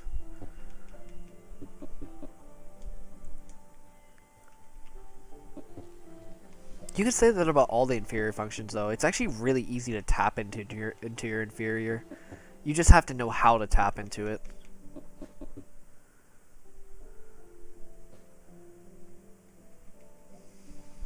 It's like there's all the benefits with developing your inferior function. Like, seriously. Like, I just recommend everybody do it. I mean, first thing is that's where your happiness lies. That's the main thing. Second thing is it's not that hard to tap into it after a certain point. If you know how to use that function or properly use it, then you're golden. I mean, third thing is it just brings you success pretty much if you know how to use it properly in a healthy manner. It's literally like the gateway to like success in your life, even though success is subjective. But success in your own definition of what you want to achieve. Let's go with that. It not only developing that function alone helps, but it also develops other parts of your mind automatically by just doing them. Almost automatically, pretty much. It develops two sides of your mind, and you only need to develop one more side, and then you're pretty much golden.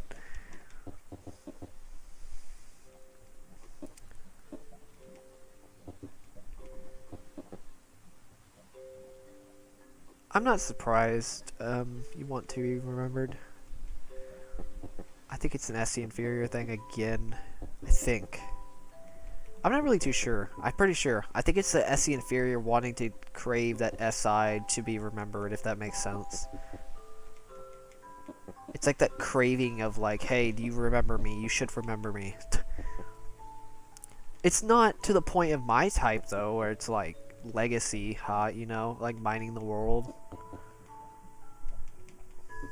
That. Like being remembered to be, it's not like meaning. It's not idealistic, if that makes sense. Not as, not to that point, at least.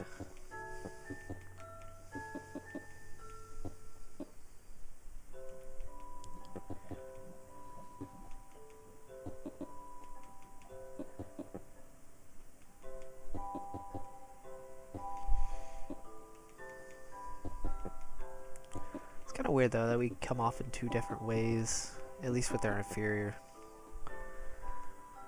It's like you have the same inferior, but we actually do it. We actually, our pride, I guess, comes out in different ways more often because of our child functions. I think. Actually, no, it's very similar in some cases, but I think there's different behaviors of the inferior functions that cause other behaviors to happen more often based on your child or your parent function, or even your hero. I don't know. But yeah, I think that literally the best way to develop yourself is figure out what your inferior is, figure out what your type is. That's definitely interesting. I actually do like it. I love his videos actually. Like I love that structure video.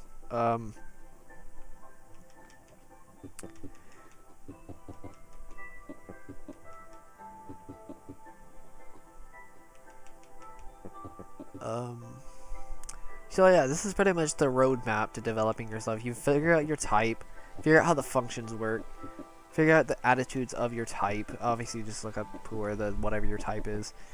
Look up the types of your sides of your mind, and then just study all four sides of your mind, and then figure out how you can get over that fear, because everybody at least knows what their fear is. I'm pretty sure on that, because everybody has that weird internal fear.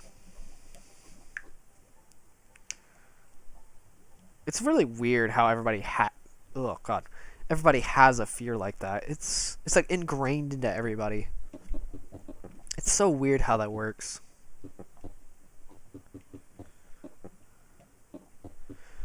The weird thing is everybody has a self-fulfilling prophecy.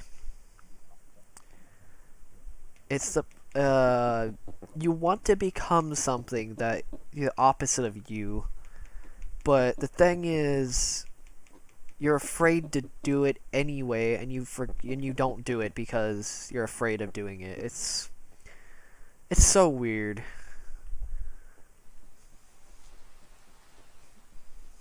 It's literally you just take your fear head on. Like, it does not matter. Even if you fail, you know how to do it again. Later. I'm not saying that you have to constantly develop it, but my god, like, it'd be cool to have more people develop their functions.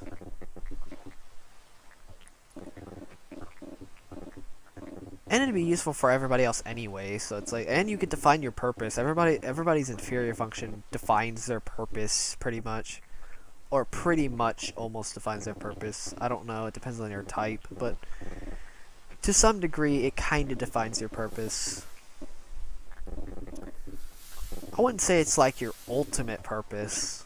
Like your ultimate, like your, I'm talking ultimate as in terms of like your most powerful self, I guess, is a good way to say it, which is like developing your superego, which takes literally almost your entire lifetime.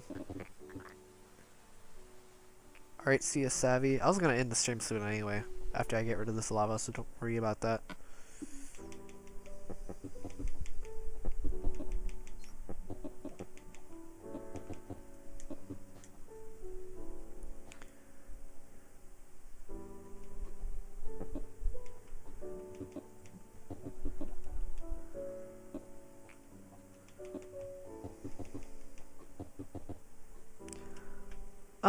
Kind of. You know what's funny? I think Aang is actually an INFJ, which is really funny.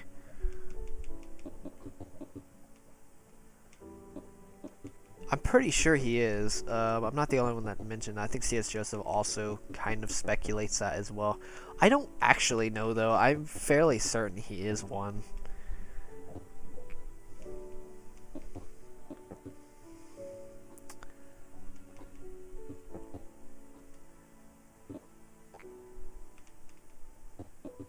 I mean, it would make sense if he was one. I mean, he has that performance anxiety, and he overcompensates with his performance with stuff, like different moves and stuff like that. No, it's because... How old is he again? Wait, how old is he again? How old is Aang? Because his age kind of describes his cognitive development. I know this is weird talking about this on an anime show, but trust me. Since he is a bit childish, a lot of introverts actually appear extroverted, if that makes sense. I really do think, I'm pretty sure, like, he's very goofy when it, and don't forget, like, he's very goofy when it comes to, doing stuff like, you know, performing for people and stuff like that. And, you know, like him saying, check this out constantly. He's also affiliative 12. Okay. That would make sense then. I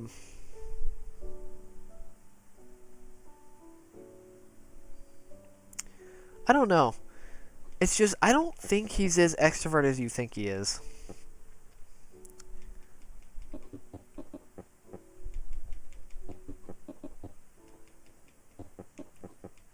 Don't get me wrong, he does come off pretty extroverted up to certain points, but obviously writing does change, which is kind of a problem. But don't get me wrong, I was pretty introverted as well, even at 12 or 13. But don't forget that he didn't really have... Okay, I wouldn't say... It'd be really hard for me to say, but I don't think his performance anxiety was that much. He tried to. Here's the thing: when you're younger, you try to aspire with your subconscious way more often than you do when you're older, if that makes sense. Here's another thing: he's also wanted to be. He just wanted to be a kid, right? And then that's all he really wanted. It's all about what he wants. He didn't really care what he should do up to a certain point. I mean, he finally learned his lesson after a certain point of wanting he should do this because it's for the good of other people. Because he's affiliative, and he finally learned that. He's pretty obviously he learns things quickly, as you can tell.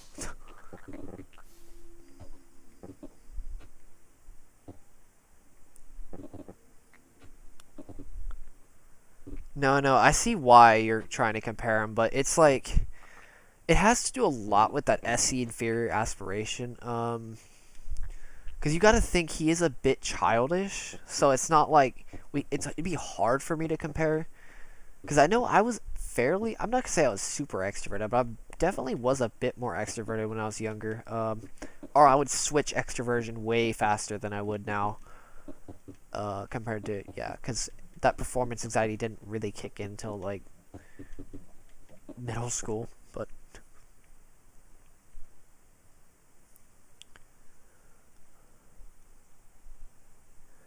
that's the good thing about people, though, is that we can be extroverted or introverted because of the four sides of the mind. If you think you're always introverted or always extroverted, you're kind of insane.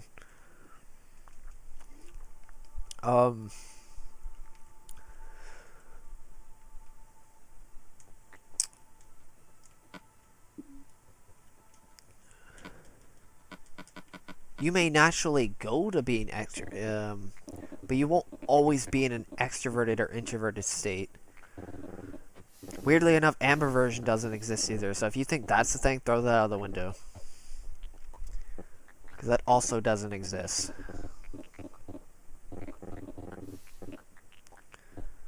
Because of the four sides of the mind.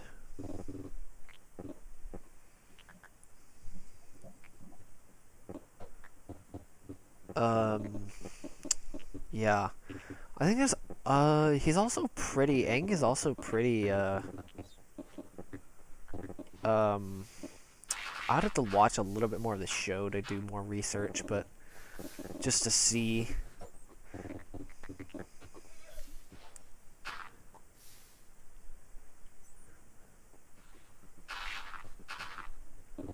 Probably a lot of weird things.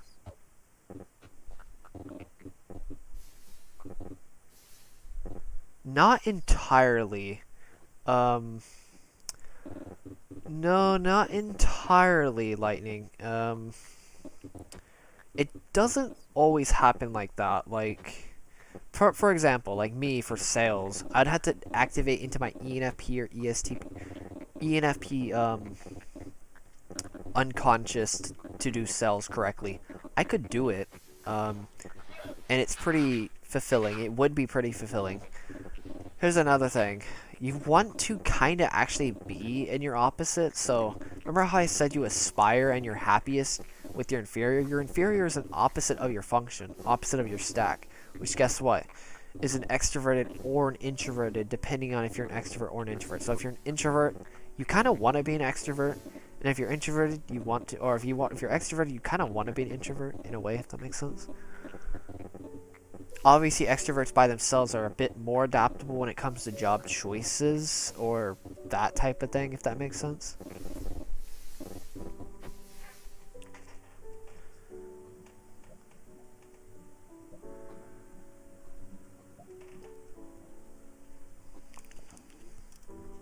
Alright, see you, Savvy.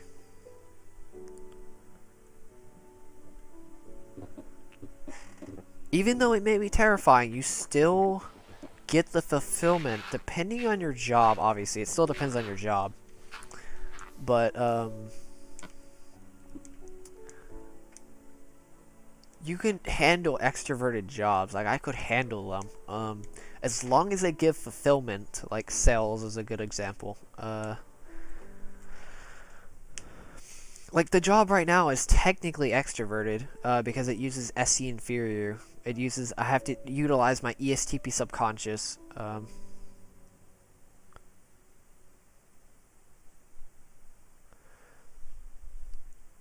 So pretty much, let's just say like me and you, so INTJs, INJs in general could be very good at something like construction. There's actually INFJ and or INTJ electricians, which is interesting. Construction. I mean, I could do sales because of ENFP unconscious and ESTP subconscious, and technically INFJ ego too. Kinda. You could do finances because you have TE parent. It wouldn't be that great, but you could definitely do it. You could niche into any category and just dominate because you're an INTJ with SC inferior and TE parent. You could literally outperform and just out research everybody.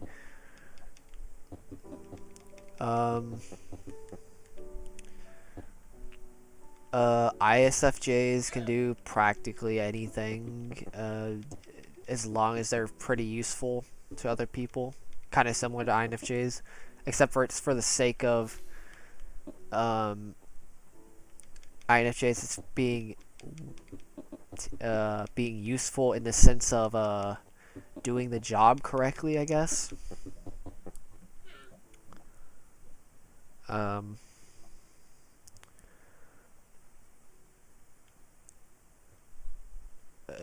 Let's see. If I had to pick careers for these types, ISFJs could do. I mean, obviously they can do retail. They could do really any job there is, as long as it's fulfilling to them and they're useful. Mainly ground level jobs, I would have to say, the base level jobs. Marketing, they can kind of do marketing. I wouldn't recommend it that much. They could do psychology, like actual psychology. I mean, well, actual psychology in the terms of like the affiliative psychology, mainstream psychology, I guess. Psychiatry, I think it's psychiatry. I forgot which one it could be, which one they could do.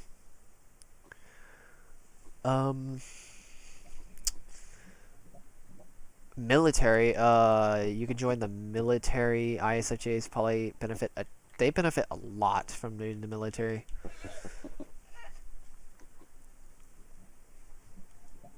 What's another one? Let's do ESFPs. I actually don't know that much about ESFPs. I'll be honest with you. It's definitely one of the types I'm kind of like, yeah. Well, not yeah, but I don't really know much about.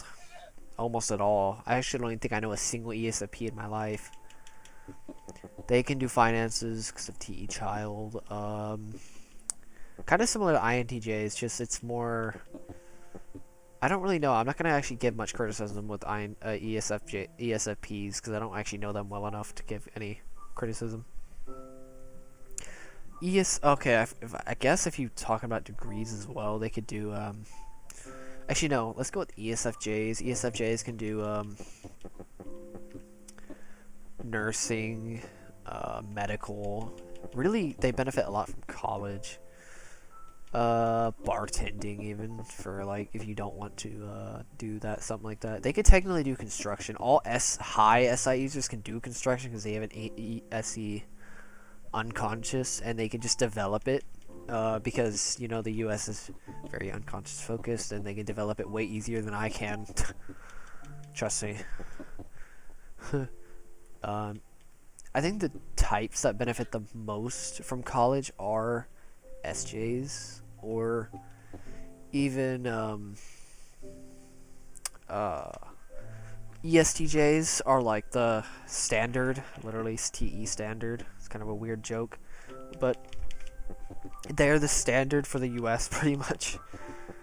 They're the most common type. Oh, no, sorry, not the most common type. They're like the most like. They benefit the most pretty much from living in the U.S. Let's just say that because it's college. They benefit a ton from college itself. They could do the military, which are two big mainstream things. That's really about it. Finances, obviously, middle management.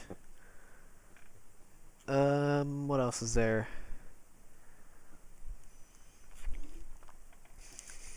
Construction, obviously. I mean, ISTP, subconscious. I mean, come on. Or unconscious.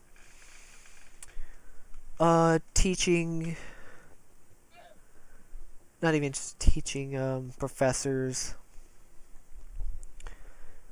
Let's see what else. ISFPs. This one's an interesting. I feel like this one's a very underrated type. To be fair, they are very behind the scenes. So, they could do construction as well. They have SE Parent. Very artsy. They can try to make a business out of art. They're like the standard artist. Standard artists. They could be musicians. They can be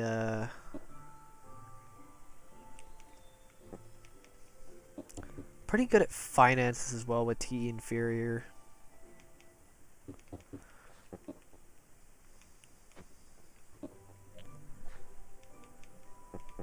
Can't really think of a lot actually.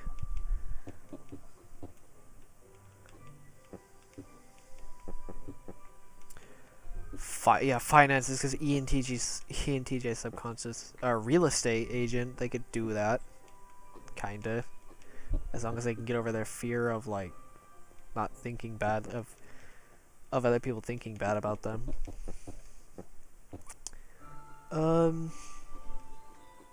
ISTPs, any construction, they're like the stereotype craftsmen. Engineering, computer programming, kind of similar to me actually. In that case, they just they need to start teaching people because they benefit the most from teaching others to do things. Niche into a skill, craft, and teach other people that craft. Kind of similar to me, but mine's more of just like I need to practice the craft instead of just teaching it.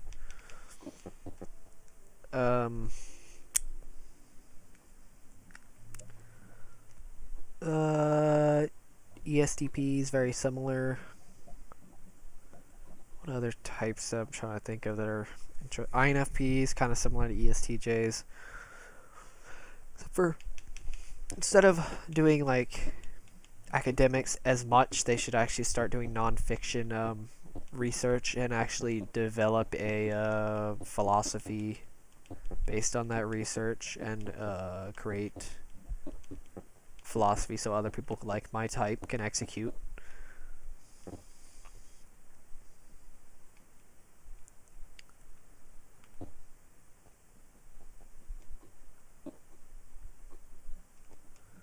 Alright, CSM. Actually, what time is it? Alright, yeah, I'm gonna get in the stream. My god, this is taking forever. Alright, I'll see you guys later. I didn't realize how late it was. Or, it's not super late, but whatever.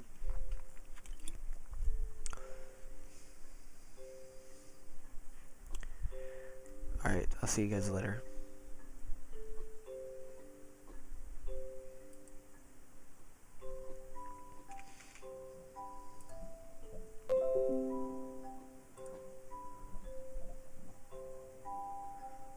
I didn't even realize what time it was.